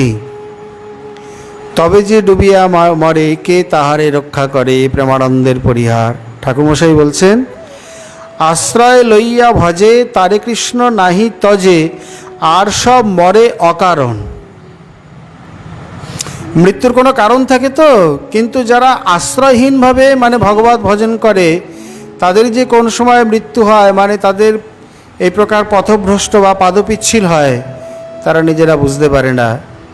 মৃত্যুর একটা কারণ থাকে, কিন্তু এদের মৃত্যুর কোনো কারণ নেই। এখানে দৃষ্টান্ত দেওয়া হয়েছে বা শিক্ষা দেওয়া হয়েছে, যেমন মনু মহারাজ বলছেন স্ত্রী জাতির কখনোই স্বতন্ত্র থাকা উচিত নয়। বাল্যে পিতামাতার অধীনে, যৌবনে পতির অধীনে, বার্ধক্যে পুত্র বা পৌত্রের অধীনে স্বতন্ত্রতা দেখানো হয়নি। ঠিক সাধকের ক্ষেত্রেও তাই। সাধকের কখনোই কদাপি স্বতন্ত্রতার সার্টিফিকেট দেওয়া হয়নি। কিভাবে থাকবে? প্রথমে সাধন অবস্থায় গুরু বৈষ্ণবের আনুগত্যে, গুরুদেবের অপ্রকটে গুরুদেবের বাক্য বা আদেশের আনুগত্যে। সেটি কীরকম? মানে যথার্থ অনুগত শিষ্য গুরুদেব থাকতে থাকতে গুরুদেবের কাছ থেকে পরবর্তী ভবিষ্যৎ জীবনটা কিভাবে চলবে, কোথায় থাকবে, বা কার আশ্রয়ে কোন জাতীয় ভক্তি অঙ্গ যাজন করবে ইত্যাদি বিষয়ে একটা দিক নির্দেশ সে আজ্ঞারূপে প্রাপ্ত হয়েই নেবে, মানে করে নেবে। মনে করুন গুরুদেবের শরীর খারাপ বা অসুস্থ, চলে যাবে, সেই সময় তিনি আজ্ঞা নিয়ে নেবেন যে গুরুদেব আপনার অপ্রকটে বা অবর্তমানে আমরা কার আশ্রয়ে থাকব বা কি জাতীয় ভজন করব। এবার গুরুদেব তখন একটু চিন্তা করবেন বা কিছু বলে যাবেন, এখন এখানে আছো থাকো, আমি চলে গেলে এখানে থেকো না, বা অমুক মহাত্মার সেবা করো। যেমন গল্লুজি মহারাজ, ইনি মালা নেবার সময় পেতেন না। রাধারমণের গোসাইদের যখন সেবা করতেন, মানে সকাল থেকে সন্ধ্যা পর্যন্ত বিনা পয়সার চাকর, গুরুদেবের আদেশে গেছে, কোনো না কোনো বাচ্চা কোলে সবসময় আছেই মায়েদের মতো। ওই অবস্থাতেই দোকানে যাচ্ছে, হাট বাজার করছে, কাপড় কাচ্ছে, ঝাড়ু দিচ্ছে, ওই সারাটা দিন দাঁড়িয়ে দাঁড়িয়ে একটু 10 বার মন্ত্র জপ করে নিত, আর নামের মালা ধরতে পারতেন না, ওই মুখে মুখেই নাম করতেন সারাদিন। এইভাবে সেবা করতেন গুরুদেবের আজ্ঞায়। বলে গুরুদেব কি মালা নিতে না করেছে? বলে গুরুদেব মালা নিতে না করেনি, কিন্তু ওদের সেবা করতে বলেছে, আর সেবার এমন চাপ, মালা নেওয়ার সময় নেই। ধীরে ধীরে ওই রকমই হয়ে যায়, কোনোদিন নিতে পারতো, কোনোদিন পারতো না। গুরুদেব যে কথা বলে যাবেন সেই আজ্ঞার বশবর্তী হয়ে গুরুদেবের অপ্রকটে সেই আজ্ঞার অধীন হয়ে চলা। বাস্তবিক যদি বলতে হয়, গুরুদেবের যথার্থ শিষ্য কে? গুরুদেবের ভাবাদর্শ বা গুরুদেবের আজ্ঞাকে পালন করে চলে সারাটা জীবন যে, সেই শিষ্য হচ্ছে যথার্থ আদর্শ শিষ্য। যেমন যেমন গুরুদেবের ভাব কি, গুরুদেবের আদর্শ কি বা আজ্ঞা কি? বর্তমানে অনেক আছে, আমি নাম উল্লেখ করতে চাই না, গুরুদেব আশ্রম করেছে বা এমন কোনো কাজ করছে গুরুদেবের পছন্দ না। গুরুদেব বললেন এখানে অল্প বয়সী মেয়েদের রেখো না, অন্যান্যরা রয়েছে, বা একটা লোক নিন্দা হবে, এদের আলাদা ব্যবস্থা করে দাও। গুরুদেব থাকতে করে দিলেন। গুরুদেবের সামনে গুরুদেব পছন্দ করছে না, গুরু ভাইরাও চাপ দিচ্ছে, করে দিলেন। গুরুদেব যেই অপ্রকট হয়ে গেল, সঙ্গে সঙ্গে আশ্রমে নিয়ে তাকে চলে আসলেন। আহা, কেমন গুরু শিষ্য, গুরু অনুগত ইনি! ওনাকে আপনি কি বলবেন? উনি একেবারে অন্ধতম। উনি মনে করে এখন আর গুরুদেব নেই, গুরুদেব চলে গেছে, গুরুদেব দেখতে পাচ্ছে না। এইখানে আমার নামটা ভুলে যাচ্ছে মাঝে মাঝে, শ্রী নিকুঞ্জ গোপাল গোস্বামী ছিলেন। ওনার পিতা খুব ভালো বিলাপ কুসুমাঞ্জলি পাঠ করতেন। হ্যাঁ, ওনার পিতার নাম কি? নবদ্বীপে বৃন্দাবনে খুব ভালো বিলাপ কুসুমাঞ্জলির বক্তা, যার মুখে শ্রীজীব প্রভু মহন্তজি ওনারা শুনেছেন। ওনার গ্রন্থ নিয়ে বড় বিলাপ কুসুমাঞ্জলি রচনা হয়েছে। আনন্দ গোপাল গোস্বামী, হ্যাঁ, পরম পূজ্যপাদ শ্রী আনন্দ গোপাল গোস্বামী প্রভু। এই যে এখানে রাধাবাজার আছে, বা আমাদের গ্রন্থটা ওপরে রয়ে গেছে, নিয়ে আসো দেখি।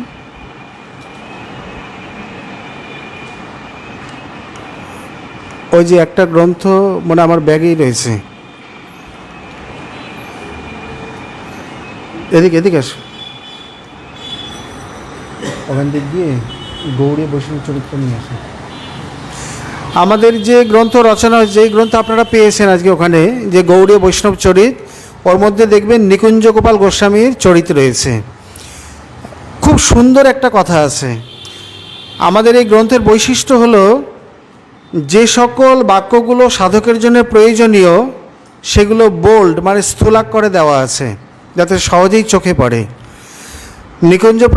নিকুঞ্জ গোপাল প্রভুর উপদেশগুলো খুব সুন্দর, অনেক উপদেশ রয়েছে, সেগুলো সব স্থূলাক্ষরে দেওয়া আছে। তার মধ্যে উনি একটা কথা বলছেন যে, কেউ জিজ্ঞাসা করেছেন গুরুদেব কেমন আছেন, গুরুদেব কোথায়? বলছেন আমার গুরুদেব এখন আর নেই। বলছেন ও গুরুদেব মারা গেছে? বলে হ্যাঁ। তা বলছেন গুরুদেব কি তোমার কাছেও মারা গেছে? এর উত্তর কী হবে? বলে হ্যাঁ, মারা গেছে, সবার কাছেই মারা গেছে। বলে গুরুদেব মারা যায়নি, তুমি মরে আছো, তুমি মৃত, তুমি জীবন মৃত। গুরুদেব মারা গেছে কাদের কাছে? অন্যের কাছে। গুরুদেব যদি শিষ্যের কাছে মারা যায়, তা তো সেই শিষ্যও মরে গেল গুরুদেবের সঙ্গে সঙ্গে। গুরু বৈষ্ণব কোনোদিন মরে না, তাদের মৃত্যু হয় না। হরিদাস দাস এই যে পাশেই হরিবল কুটিরে উনি দেখিয়েছেন, শ্রী শ্যামদাসজি মহারাজ, ইনি গ্রামের কিছু লোক, উনি মুর্শিদাবাদের, বৃন্দাবনে গেছেন। সেখানে কি বলছেন, আমাদের মন্দিরে কাশি নেই, ঠাকুরের আরতির অসুবিধা হয়, একটা কাশি কিনে দিয়ে বলছেন তোমরা তো মন্দির হয়েই যাবে, কাশিটা মন্দিরে দিয়ে দিও ঠাকুরের আরতির জন্যে। এইবার যাদেরকে দিয়েছে তাদের অতটা বোধ নেই বা তারা জানে না। যথারীতি বৃন্দাবন দর্শন করে গ্রামে এসে মন্দিরে কাশি দিয়ে তারা ফিরে যাবেন। তখন পূজারী বা তারা বলছেন কাশি তোমাকে কে দিল? বলে, কেন? শ্রী শ্যামদাস বাবা। কোথায় দিল? বৃন্দাবনে। দেখেছো? বলে, হ্যাঁ, হাতে হাতে দিল। তখন সমাধি দেখিয়ে বলছে, উনি তো এতদিন আগে প্রাপ্তি হয়েছেন। তার মানে? তখন তারা অবাক হয়ে গেলেন। এইখানে শ্রী হরিদাস দাসজি একটি সুন্দর মন্তব্য করেছেন, অহো বৈষ্ণব তনু চিন্ময় কখনোই মৃত হয় না। আমরা আমাদের দৃষ্টিতে লোকলোচনের অন্তরালে চলে গেল বা আমরা দেখতে পাচ্ছি না, কিন্তু প্রকৃতপক্ষে গুরু বৈষ্ণব কোনো ব্যক্তি বিশেষ নয়, তত্ত্ববিশেষ। যারা শ্রী গুরুদেবকে বা শ্রী গুরু বৈষ্ণব ইত্যাদিকে ব্যক্তি বলে মনে করে, তারা কিন্তু ভীষণভাবে ঠকে যায়। মানে তারা যথার্থ গুরু বৈষ্ণব ভক্তি লাভ করতে পারে না বা যথার্থ ভগবত তত্ত্বজ্ঞান তাদের মধ্যে নেই। শ্রী গুরু বৈষ্ণব কোনো ব্যক্তি নয়। এই যে গ্রন্থ যারা দেখেছেন বা এখানে হয়তো অনেকে পেয়েছেন কিনা জানি না, এই গ্রন্থ এখানে বাবার কাছেও রয়েছে, যদি কেউ সংগ্রহ করতে চান করতে পারেন। শ্রী হরিদাস দাসজির এই সংকলনের পর দীর্ঘ প্রায় 100 বৎসরের মধ্যে এই জাতীয় গ্রন্থ আমাদের সম্প্রদায়ে আর সংকলিত হয়নি। এই তারই কৃপায় এই দীনাধমের যৎসামান্য ক্ষুদ্র প্রয়াস, এটি প্রথম খণ্ড, এটিতে আছে 39 জনের চরিত্র। দ্বিতীয় খণ্ড আরও প্রেসের কাজ চলছে, প্রভুর কৃপা হলে খুব শীঘ্রই হয়তো আত্মপ্রকাশ করবেন। তো যাই হোক, এর মধ্যে দেখে নেবেন নিকুঞ্জ গোপাল প্রভুর চরিত্র এবং তার উপদেশাবলী। এই স্থানে বলছেন যে গুরু বৈষ্ণবকে যারা কেবলমাত্র ব্যক্তি হিসাবে দেখে তারা ঠকে যাবে এবং অপরাধে পড়বে। গুরু বৈষ্ণব হলো তত্ত্ব বিশেষ। কি তত্ত্ব? না, একই জলধারার মানে শ্রী ভগবত করুণার দুটি ধারা। একটি ধারার নাম মানে গঙ্গা যমুনার মতো দুটি ধারা। একটি ধারার নাম শ্রী গুরু, মানে বৈষ্ণবের মধ্যেই ভক্তের মধ্যেই যিনি কৃপা করে সুযোগ্য রূপে আমাকে নামমন্ত্র ভজন উপদেশ করেছেন, ইনি শ্রী গুরুদেব। আর অন্যান্য আচরণ আদির দ্বারা যিনি শিক্ষা দিচ্ছেন, তিনি শ্রী বৈষ্ণব বা ভক্ত। দুটি ধারাতেই স্নান করতে হবে, মানে দুটি ধারাকেই মান্যতা দিতে হবে। অনেক সময় দেখা যায় গুরুদেবে ভক্তি কম, শ্রদ্ধা কম, বৈষ্ণবে বেশি, বা বৈষ্ণবের শ্রদ্ধা কম, গুরুতে খুব বেশি। এই রকম হলে একটু অসামঞ্জস্য হয়ে যায়, তা নয়। হ্যাঁ, দীক্ষাগুরু রূপে দীক্ষাগুরুতে তো কিঞ্চিত অধিক থাকবেই, তবে বৈষ্ণবের ক্ষেত্রেও প্রায় সমসম সেই রকমই থাকবে। খুব বেশি ব্যবধান বা কম বেশি হবে না, তাহলে আবার প্রাপ্তির তারতম্য হয়ে যেতে পারে। এই জন্য এখানে বলছেন যে যারা মনে করে বা যারা বলে আমার গুরুদেব মারা গেছে, এবং শিষ্যের কাছেও যদি গুরুদেব মারা যায় তাহলে তো সেও মরে গেল। গুরুদেব অন্যের কাছে মারা যেতে পারে, শিষ্যের কাছে কখনোই মারা যায় না। শুধু তাই নয়, বাস্তব সত্যটা আমরা জানি না, মহাপুরুষ অপ্রকটে অধিক শক্তিশালী।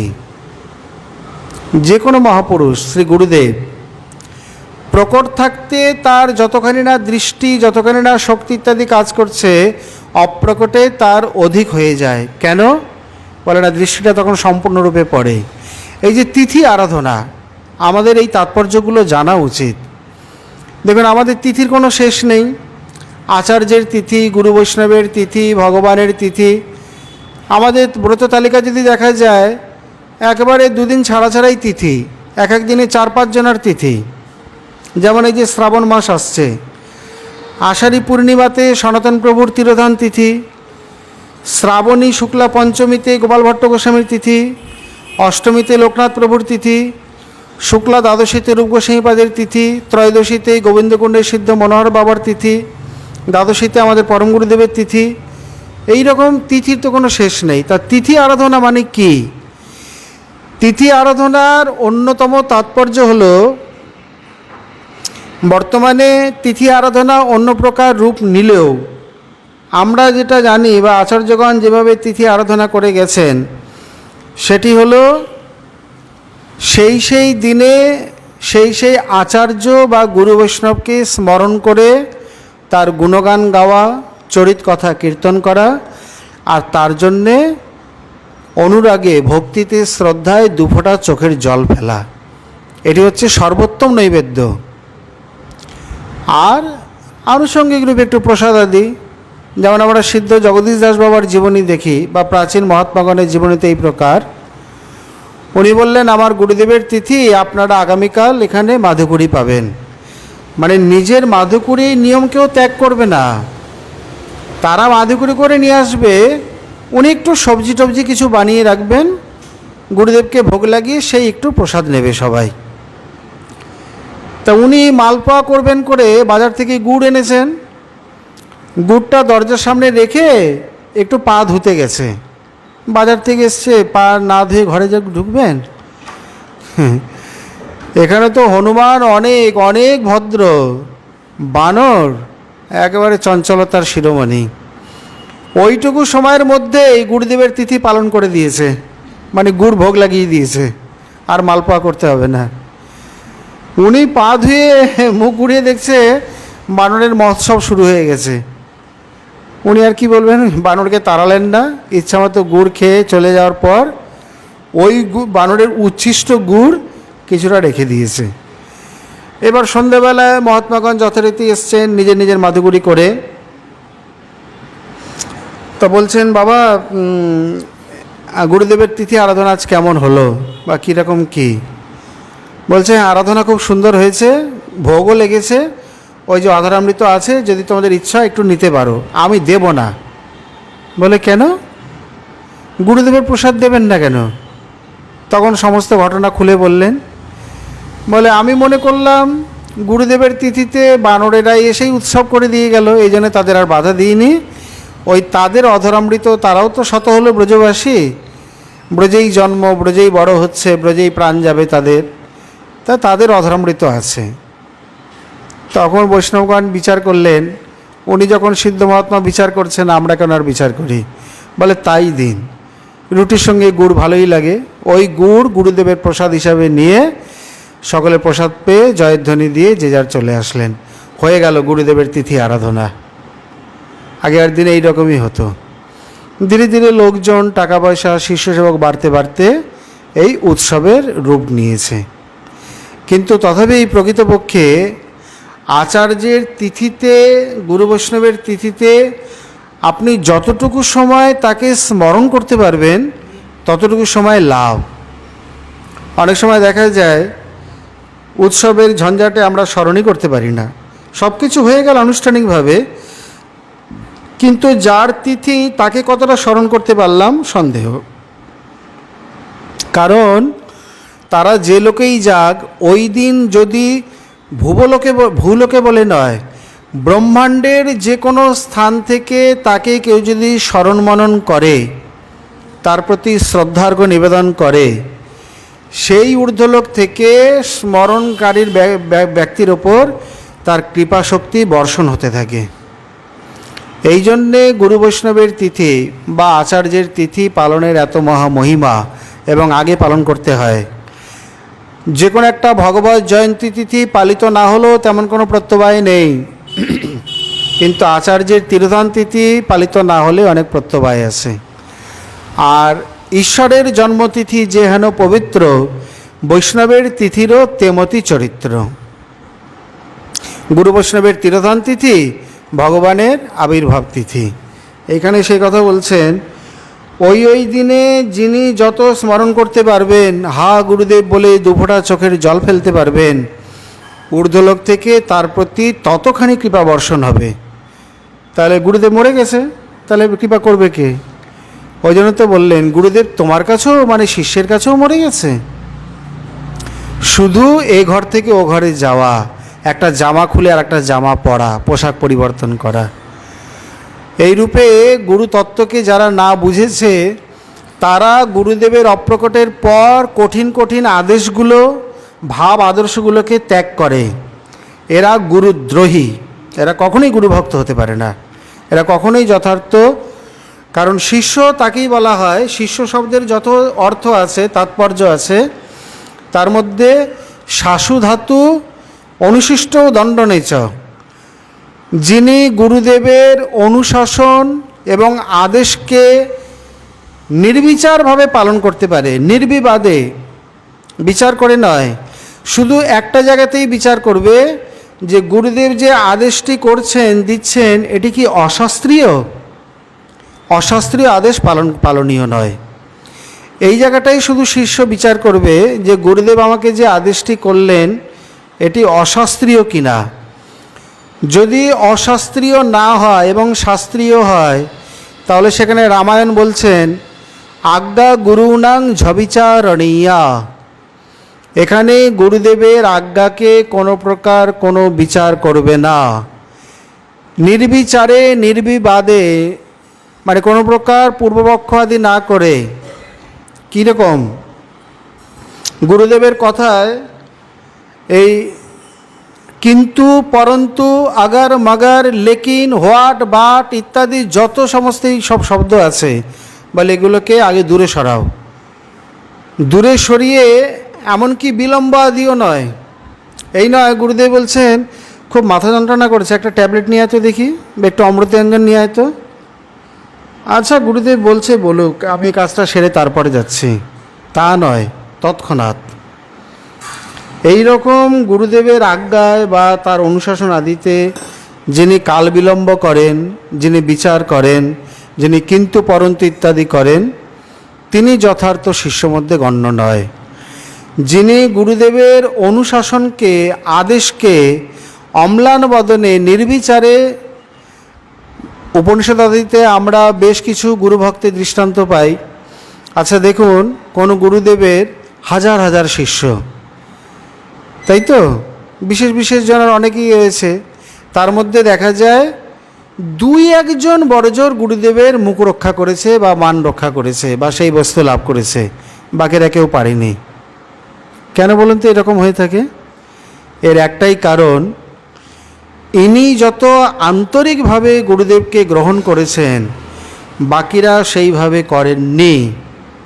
এখানে বিচার করতে গেলে আপনারা যদি আন্তরিকতার পার্সেন্টেজ দেখেন, মানে শতাংশ ইত্যাদি দেখেন, কেউ 2%, কেউ 20%, কেউ 40%, উনি একেবারে 100%, কোনো জায়গায় বাদ নেই, ত্রুটি নেই। ঠাকুর বারবার বলতো না, কেউ 2 দল, কেউ 10 দল, 5 দল, লরেন আমার 100 দল। নরেন বলতে পারতেন না, লরেন আমার 100 দল, মানে ও যেভাবে পারবে তোরা সেভাবে পারবি না। গুরুদেবের আশ্রমে কত শিষ্য ছিল, কিন্তু বাতটা রক্ষা করলো কে? একমাত্র আরণি, আর কেউ পারল না। বাবা এত প্রচণ্ড বর্ষা, পারা যায় নাকি? গুরুদেব এরম বলতেই থাকে, বলুক কী আছে তাতে, আরে একটা ক্ষেত ভেসে যায় কী আছে, পরে খেতে না আবার ধান হবে। কত রকম বিচার, ওই বুদ্ধি খাটিয়েছে কি মরেছে। যেমন অর্জুন দুর্যোধন, অর্জুন বুদ্ধি খাটালেন না, পেয়ে গেলেন কাকে? দুর্যোধন বুদ্ধি খাটালেন। ভক্তের কি তা বলে বুদ্ধি থাকবে না? বলে থাকবে। ভক্ত বুদ্ধির চরম পরপারে পৌঁছে যাবে, কিন্তু বুদ্ধিকে প্রয়োগ করবে না। উনি ভগবৎ শরণাগত, যা করে গৌরাঙ্গ হরি, আমি তোমায় ছাড়ব না। এইখানে অন্যেরা ফিরে আসলেন, প্রবল বর্ষা, কিভাবে বাদ দেবেন? মাটি দিচ্ছেন, প্রবল বর্ষায় মাটি ধুয়ে কোথায় চলে যাচ্ছে। আরুণীকে পাঠালেন, উনি দেখলেন গুরুদেবের বাক্যটি, জমিটি, ফসলটি রক্ষা করতে হবে যে কোনো প্রকারে, শরীর দিয়ে, প্রাণ দিয়ে, বুদ্ধি দিয়ে, যুক্তি দিয়ে। দিচ্ছেন, কোনো মতে পারছেন না। শেষে গিয়ে করলেন কি? বলে মাটি তো ধুয়ে যাবে, আমার শরীর তো ধুয়ে যাবে না। নিজেকে কাত করে, মানে শরীরটা কাত করে জমির আলের মধ্যে শুয়ে পড়লেন, সারাটা রাত্রি দিয়ে সেইখানে বাদ দিলেন। সকালে বলছেন, কিরে তোরা এখানে আরুণী কোথায়? বলে ও তো খেতে গেছিলো, তারপরে তোরা আসেনি। হতভাগার দল, তোরা খোঁজ নিবি না? শিষ্যগণকে নিয়ে সকলে আসছেন, দেখছেন ওইখানে ওই জলের স্রোতের মধ্যে রয়েছে, ওদিকে মানে বৃষ্টি, কাদা, ঠান্ডা। গুরুদেব ডাকছেন, আরুণী কোথায়? বলছেন গুরুদেব এইখানে। বলে কোথায় তুমি? বলে আপনার আজ্ঞা পালন করছি। ওহো, শুনলেই তো মানে শরীরে শিহরণ দিয়ে ওঠে। এহেন গুরুদেব, এহেন শিষ্য গুরুদেবের পূর্ণ কৃপা পাবে না তো সে পাবে যে ভয়ে বা আজ্ঞা পালন না করে চলে গেছে। বলে যদি এই শরীরে জল বৃষ্টি কাদায় জ্বর এসে মরে যেতাম, বলে যেতে যেতে শরীর তো এমনিতেও যাবে, জ্বর আসলেও যাবে, না গেলেও যাবে, কত শরীর তো এমনিতেও গেছে। তো একটা শরীর যদি গুরুদেবের আজ্ঞা পালন করতেই যায় তাতে ক্ষতি কী? এটা ও পারলো, বাকিটা পারলো না কেন? এখন সংস্কার বলুন, তার দৃঢ়তা বলুন, তার গুরুভক্তি বা শ্রদ্ধা বলুন, উনি পার হয়ে গেলেন। এই জন্যে গণ্ডায় গণ্ডায় তারুণী হয় না, গণ্ডায় গণ্ডায় তো সত্যকাম হয় না। এ গেছে গুরুদেবের কাছে বেদান্ত চর্চা করতে, বিদ্যা অধ্যয়ন করতে। গুরুদেব বলে দিলেন, আমার যে কতগুলো গরু আছে বনে নিয়ে যাও, যতদিন হাজার না হচ্ছে ফিরবে না। বাহ, হ্যাঁ, গুরুদেবও ভালো, লোকজন নেই, পেয়েছে বিনা পয়সার শিষ্য, এবার গোচারণ গো পালক করে পাঠিয়ে দিল। কোনো কথা মানে উচ্চারণই করেনি। প্রথমে জিজ্ঞাসা করে তোমার নাম কি? নাম বলেছেন জাওয়ালিপুত্র সত্যকাম। বলছেন পিতা? বলে পিতার পরিচয় তো জানি না। বলে পিতৃ পরিচয় লাগবে তো, যাও মাকে জিজ্ঞাসা করে আসো। মা বলছেন, দেখ আমি তো অনেক পুরুষের সেবায় রত ছিলাম, আমি সঠিক বলতে পারবো না যে তোর পিতা কে। তো সত্যকাম এসে সেই কথাটাই বলে দিলেন। গৌতম ঋষি বলছেন, ব্রাহ্মণ ছাড়া এত বড় সত্য কথা কেউ বলতে পারে না। নিজের লজ্জার কথা এইভাবে নির্লজ্জভাবে বলে দিল। বললেন, আসো আমি তোমাকে উপনয়ন সংস্কার করে দিই। করে আর কোনো পড়াশোনা করালেন না, কিছু গরু দিয়ে বলছেন 100 হলে তারপর ফিরবে। কোথায় যাবে, কি খাবে, কোথায় থাকবে, এতটুকু একটা বাচ্চা ছেলে, কোনো প্রকার কোনো ব্যবস্থা সংরক্ষণের কিছু নেই। আর এত নির্ভীক গুরু আজ্ঞা পালনের জন্য চলে গেল। গিয়ে নিজেই কোনো মতে গরুগুলোকে রক্ষা করলেন। আচ্ছা, জঙ্গলে হিংস্র পশুর কাছ থেকে রক্ষা করবে এতটুকু বালক কী করে পারবে? তথাপি করলেন। এই গরুগুলো যখন প্রথম 250 পূর্ণ হলো, বনের এক দেবতা এসে 1 পাদ ব্রহ্মজ্ঞান দিয়ে গেলেন। যখন 500 হলো তখন দ্বিপাদ, 750 হওয়াতে ত্রিপাদ, যখন 1000 হয়ে গেল তখন স্বয়ং ব্রহ্মা এসে ব্রহ্মজ্ঞান দিয়ে বললেন, যাও তুমি ফিরে যাও। সত্যকাম ফিরছে, ঋষি গৌতম বলছে, যাও সত্যকাম আসছে, তাকে আদর সৎকার করে নিয়ে আসো। শিষ্যরা একটু কুণ্ঠিত। একটা গোচারক, একটা গোপালক, এই আর কি এমন করেছে? আমরা এত কষ্ট করে পড়াশোনা করছি, বেদান্ত আমাদের কণ্ঠে, আর গুরুদেব আমাদেরকে পাঠাচ্ছে তাকে আদর করে আনতে। যখন ইতস্তত করছেন, ধমক দিয়ে বলছেন, তোমাদের বললাম না সত্যকামকে নিয়ে আসো। তখন আর কোনো কাল বিলম্ব না করে গিয়ে আদর সৎকার করে নিয়ে আসলেন। যথারীতি এসে উনি গুরুদেবকে সাষ্টাঙ্গ দণ্ডবত করে তারপর বলছেন, গুরুদেব এইবার তাহলে কৃপা করে আমাকে বিদ্যা দান করুন। গুরুদেব অত্যন্ত স্নেহে বাৎসল্যে মাথায় হাতটা রেখে বলছেন, তোমার কি প্রাপ্তির আর বাকি আছে কিছু? তোমাকে আর গুরুকুলে অধ্যয়ন করতে হবে না, এখন তোমার সমাবর্তনের সময় হয়ে এসছে। মানে সমাবর্তন উৎসব হচ্ছে বর্তমানে আমরা যাকে অনার্স বলি, মানে স্নাতক, এটা প্রাচীন ঔপনিষদিক যুগেও রয়েছে। এইভাবে কোন কোন বিষয়ে সে স্নাতক প্রাপ্ত হবে, মানে বিশেষ পারদর্শিতা লাভ করলে গুরুকুল থেকে স্নাতক পদবি দিয়ে তাকে সমাবর্তন উৎসব করে বিদায় দেওয়া হতো। যাও তোমার বিদ্যা অধ্যয়ন সার্থক হয়েছে, এবার তুমি গুরুকুল থেকে গার্হস্থ্য ধর্মেও যেতে পারো, বানপ্রস্থেও যেতে পারো, সন্ন্যাসেও যেতে পারো, যা তোমার ইচ্ছা। তাহলে কি আশ্চর্য, এদিকে এরা এত বছর ধরে, কেউ 12 বছর, কেউ 18 বছর ব্রহ্মচর্য পালন করে গুরুকুল থেকে যেটা পেল না বা পায়নি, উনি গুরুদেবের আজ্ঞা পালন করে বনে গিয়েই সেটা পেয়ে গেছে। তাহলে এখন বলতে হবে যে গুরুদেবের এই কৃপাতে যারা এখানে মানে শিথিল শ্রদ্ধায় বা গুরুদেবের আজ্ঞা পালন না করে, গুরুদেবের ভাব হৃদয়কে না বুঝে এখানে গুরুদেবের সান্নিধ্যে রয়েছে, তারা পাবে না এই প্রকার নিষ্কাম নিষ্কপট মানে অটুট শ্রদ্ধাবান শিষ্য সে পাবে? এখানে বলতে হয় না, আরও কতগুলি বিষয় রয়েছে। আধ্যাত্মিক মার্গ মানে রহস্যে ভরা, এই রহস্যগুলো বুঝলেই সাধন হয়ে যায়। দ্রোণাচার্য একলব্যকে পরিষ্কার বলে দিলেন, আমি তোমাকে বিদ্যা দেব না, মানে আমি দিতে পারি না, আমি রাজকুমারগণের গুরু হয়ে এসেছি। একলব্য বলে দিলেন, ওই যে বালকটি খেলা করছে ও কি ক্ষত্রিয় না রাজকুমার, মানে অশ্বত্থামা? দ্রোণাচার্য বুঝতে পারলেন একলব্যের কটাক্ষ, কিন্তু কি করবে, নিজের পুত্র তো, ওকে কি ফেলে দেওয়া যায়? ব্রাহ্মণের মুখে উত্তর নেই, একলব্য চলে আসলেন, অশ্রদ্ধালু হলেন না, তার মূর্তি, মৃন্ময় মূর্তি তৈরি করে সেইখানেই বিদ্যা শিক্ষা করলেন। আচ্ছা, একলব্য কি বিদ্যা পেয়েছিলেন সে তো বলবার কথাই নয়, সবাই জানে। একদিন দ্রোণাচার্য কুমারগণকে নিয়ে মৃগয়ায় গিয়েছেন, মানে এরা কি শিখেছে একটা সামান্য পরীক্ষা হবে বনে গিয়ে। তো একটা কুকুর, একলব্য যেখানে শিক্ষা করছে, একটা কুকুর এসে সেখানে খুব বিরক্ত করছে, এত গর্জন করছে যে মনোনিবেশটা নষ্ট হয়ে যাচ্ছে।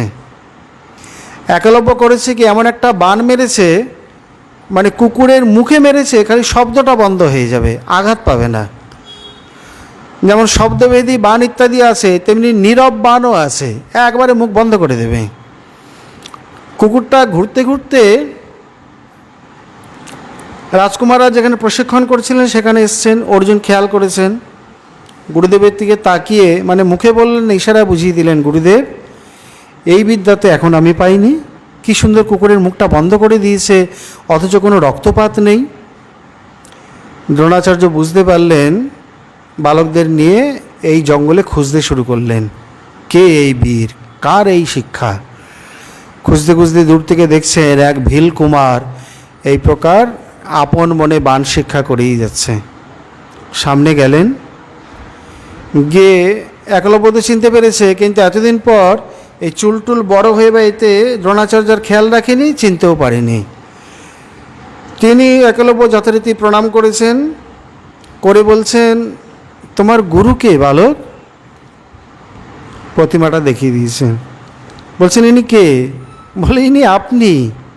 আমি? আমি তো তোমাকে স্বহস্তে কোনোদিন কিছু শিক্ষা দিইনি। বলে, স্বহস্তে না দিলেও আমি আপনাকেই গুরুপদে বরণ করেছি, আপনার মূর্তি তৈরি করে এখানে শিক্ষা করছি। আমার এখানে যা কিছু দেখছেন সব আপনার কৃপায় আমার মধ্যে স্ফূর্তিপ্রাপ্ত বিদ্যা, হাতে মানে হাতে নাতে শিক্ষা দেওয়া বিদ্যা নয়। দ্রোণাচার্যের পায়ের মাটি যেন সরে গেল, স্তব্ধ হয়ে গেলেন। এখানে দ্রোণাচার্য গুরু হিসাবে কত পাবে সে বিচার শাস্ত্র করবে বা কী করলেন, কিন্তু শিশু হিসাবে যে একলব্য 100-তে 110 পাবে এটা একটা বাচ্চাও বলে দিতে পারবে, কারণ সে তার কোনো দিক দিয়ে কোনো প্রকার কোনো ত্রুটি করেনি। দ্রোণাচার্য অর্জুনকে কথা দিয়েছে, সেই কথা রক্ষার জন্যে এমন একটা গর্হিত আচরণ করলেন, একলব্যের হাতে ডান হাতের আঙুলটা নিয়ে নিলেন। উনি অম্লান বদনে দিয়ে দিলেন। কেন না, গুরু বলে স্বীকার করেছি। উনি নাও দিতে পারতেন, এটা অন্যায়, এটা ঠিক হচ্ছে না। যেহেতু আপনি হাতে নাতে শিক্ষা দেননি, তাহলে আপনি গুরুদক্ষিণা দাবি করেন কি করে?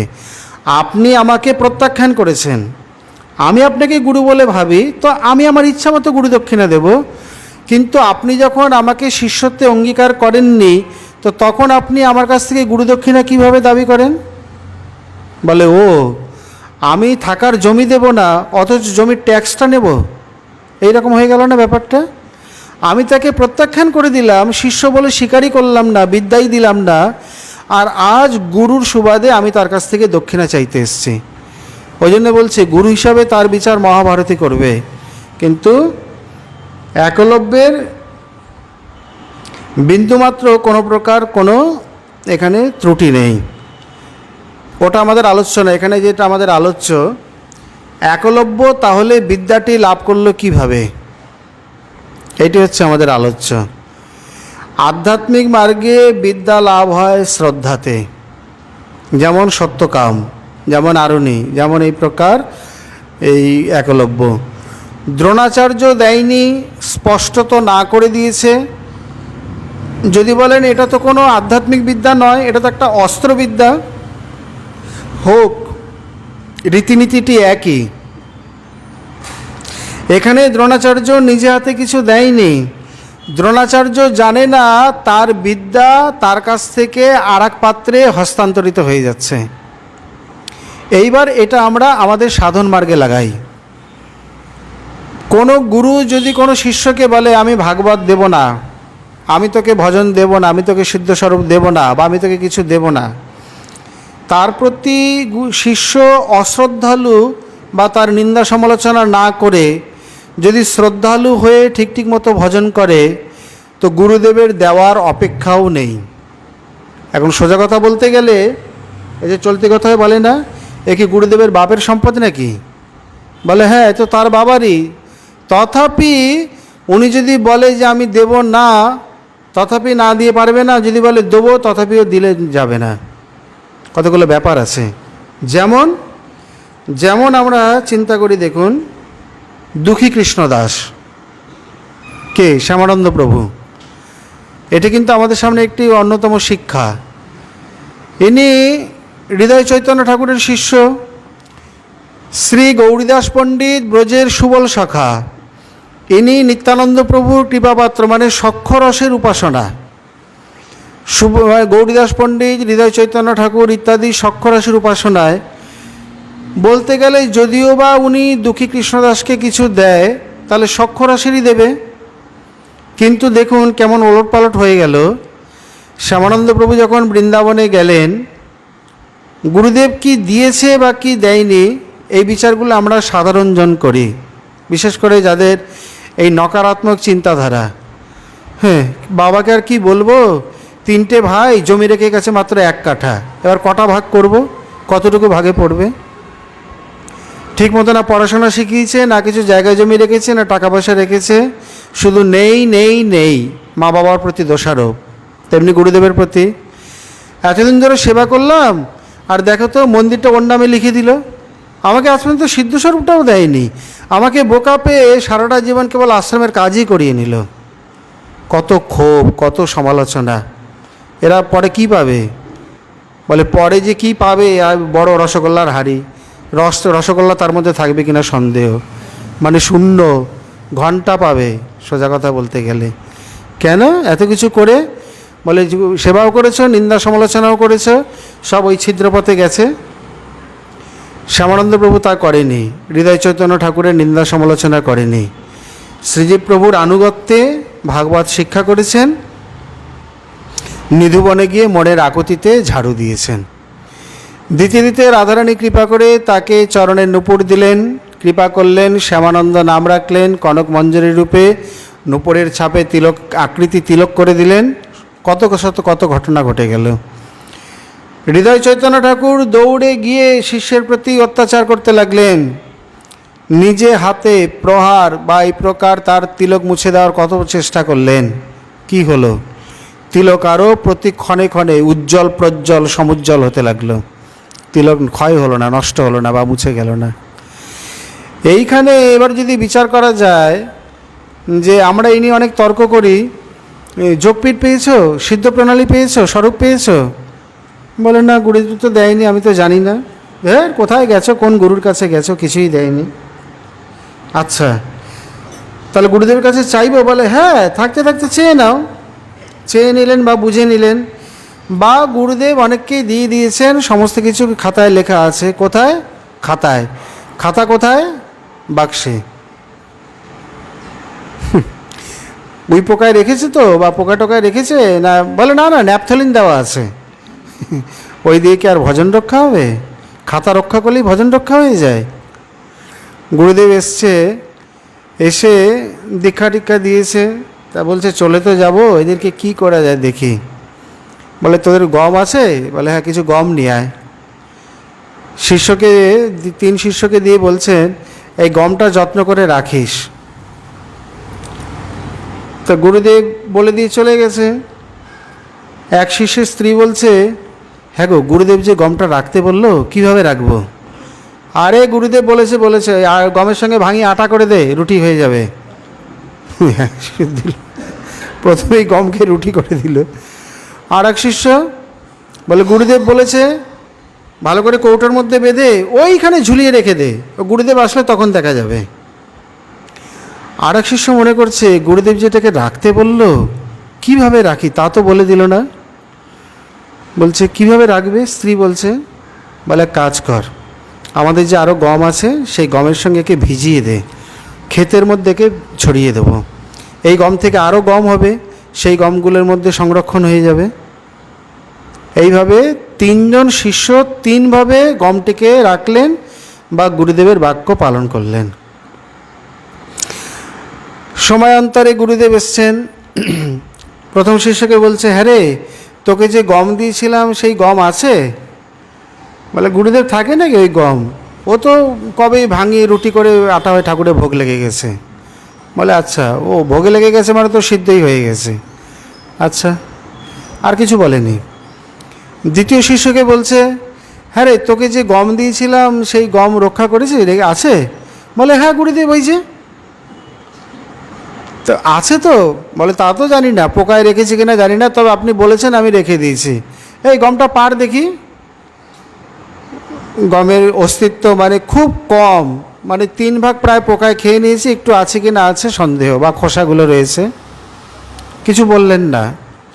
তৃতীয় শিষ্যের বাড়িতে গিয়ে বলছেন, গুরুদেব, তোকে যে গম দিয়েছিলাম সেই গমগুলো রেখেছিস তো বাবা? বলে, হ্যাঁ গুরুদেব, আছে। তা নিয়ে আয়। বস্তা এনে সামনে বসিয়ে দিয়েছে, গমের বস্তা। কী রে, এতগুলো গম? ওই যে আপনি যেগুলো দিয়েছিলেন তার থেকে এতগুলো গম হয়েছে, মানে ওর সঙ্গে মিশিয়ে চাষ করে তার থেকে এই গম।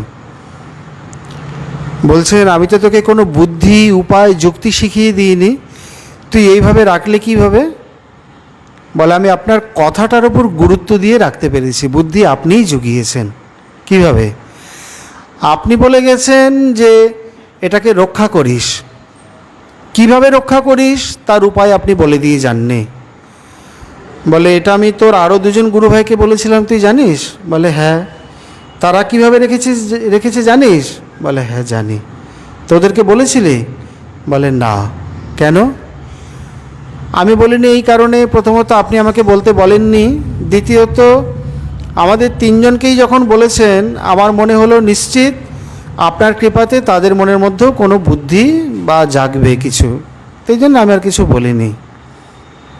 বলছেন, বাহ, তুই হচ্ছিস আমার যথার্থ শিষ্য। মানে গুরুদেবের অভিপ্রায়টি বুঝতে পেরেছেন। এখানে গম মানে কি? গুরুদেব দীক্ষা দিয়ে গেলেন, দীক্ষা দিয়ে শিষ্যকে বলছেন, এটা যত্ন করে রেখো বাবা, তোমাকে যে প্রণালী আদি ভজন পদ্ধতি দিলাম এটা খাতায় ঠিক মতো রেখো, বা ঠিক করে ভজন সাধন করো।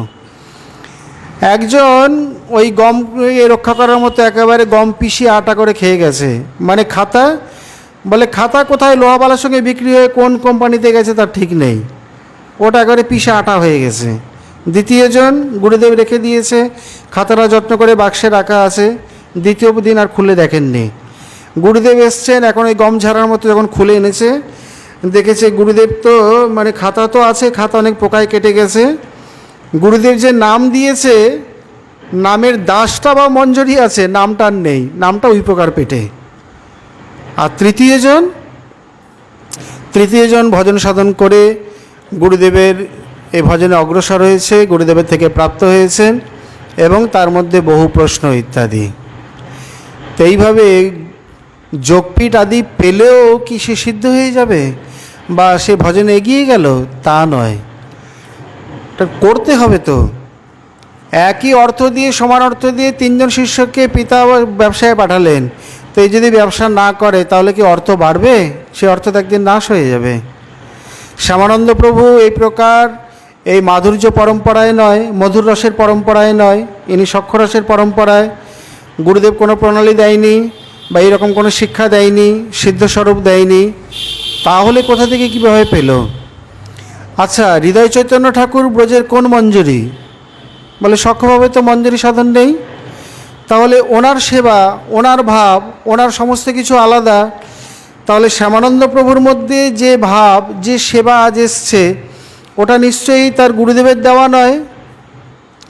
কিন্তু কি আশ্চর্য, সব কিছু মিলিয়ে আধ্যাত্মিক মার্গটা কেমন রহস্যময়, যে যেটা চায়, যেমন পৃথিবী সকল প্রকার রসই প্রদান করছে, লঙ্কা আদিতে ঝাল, উচ্ছে আদিতে তিক্ততা, বা এই প্রকার আম আদিতে মিষ্টতা, সমস্ত রকম রসই রয়েছে, তেমনি শ্রদ্ধালু শিষ্য আধ্যাত্মিক মার্গে যা চায় তাই পেয়ে যায়। শর্ত কি? শর্ত তার বুক ভরা শ্রদ্ধা, সেই সঙ্গে ব্যতিরেকে নিন্দা সমালোচনার একেবারে তালাচাবি দেওয়া।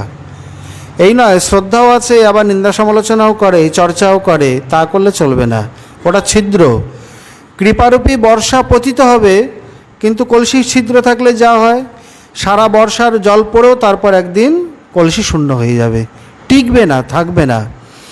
আর নিন্দা সমালোচনা না করলে ওটা নিশ্ছিদ্র কলসি, পড়ুক এক ফোঁটা করে, একদিন কলসিটা অবশ্যই পূর্ণ হবে, কারণ ওখানে জমে যাচ্ছে তো। তো এইভাবে গুরুদেব যদি মনে করে দেবো তাও দিতে পারবে না, গুরুদেব যদি মনে করে দেব না তাও না দিয়ে থাকতে পারবে না।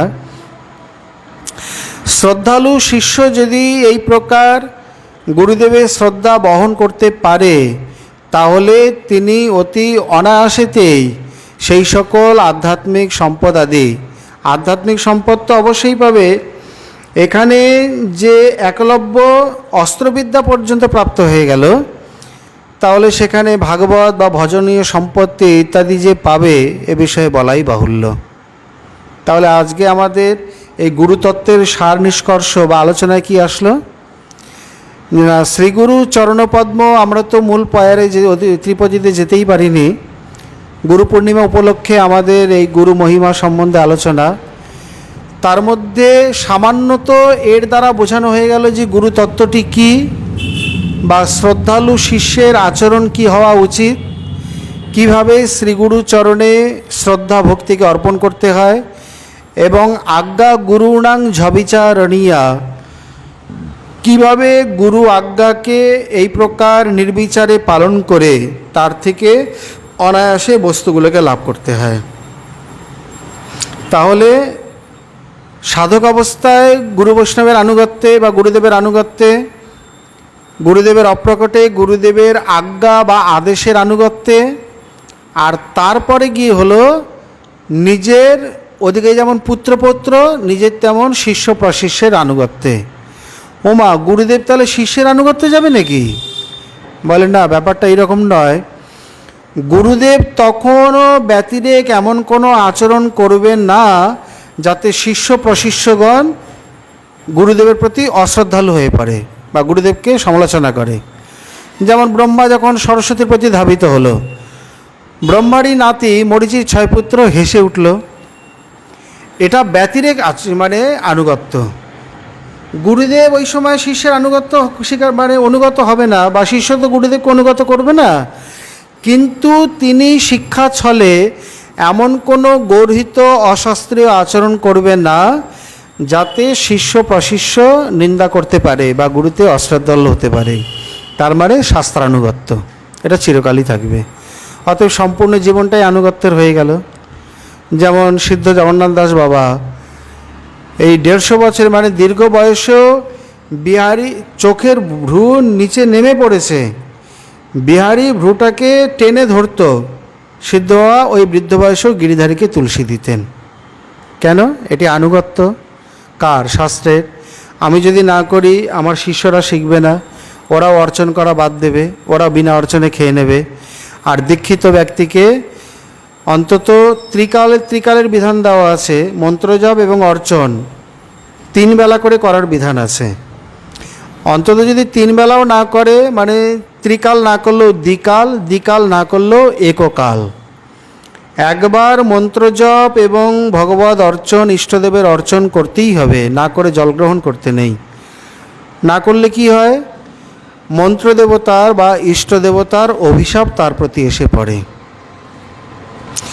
যারা নিয়মপূর্বক ঠিকমতো মন্ত্রজপ নামজপ ইত্যাদি করে না, তাদের ওপর ইষ্টদেবের অভিশাপ পড়ে এবং তারা গুরুদেবের অসুস্থতার, গুরুদেবের দুঃখের কারণ হয়ে থাকে। গুরুদেব দুঃখী অসুস্থ কেন হয়ে পড়ে? এই শিষ্যের না ভজন করার জন্য কিছুটা কারণ আছে। শিষ্যেরা যথার্থ মনমুখী চলে, শাস্ত্রীয় সদাচার পালন করে না, ভজন করে না, তাদের কিছুটা প্রত্যবায় গুরুদেবকেও ভোগ করতে হয়। তাহলে এক শিষ্য প্রকারান্তরে কত কিছু করছে, সে গুরুদেবকে কষ্ট দিচ্ছে এবং নিজের ইষ্টদেবতার অভিশাপকে নিজেই কুড়িয়ে নিচ্ছে এগুলো না করার ফলে। এই জন্যে আবেগী দীক্ষা নেওয়ার কোনো প্রয়োজন নেই। ভালো করে বিচার করে দেখো যে তুমি গুরুদেব যা যা দেবেন, যে আদেশ বা যে আচরণ দেবেন, যে ভজন সাধন দেবেন, তাকে তুমি পালন করতে পারবে তো? সামান্যতম হলেও মানে বাক্যগুলোকে রক্ষা করতে পারবে তো?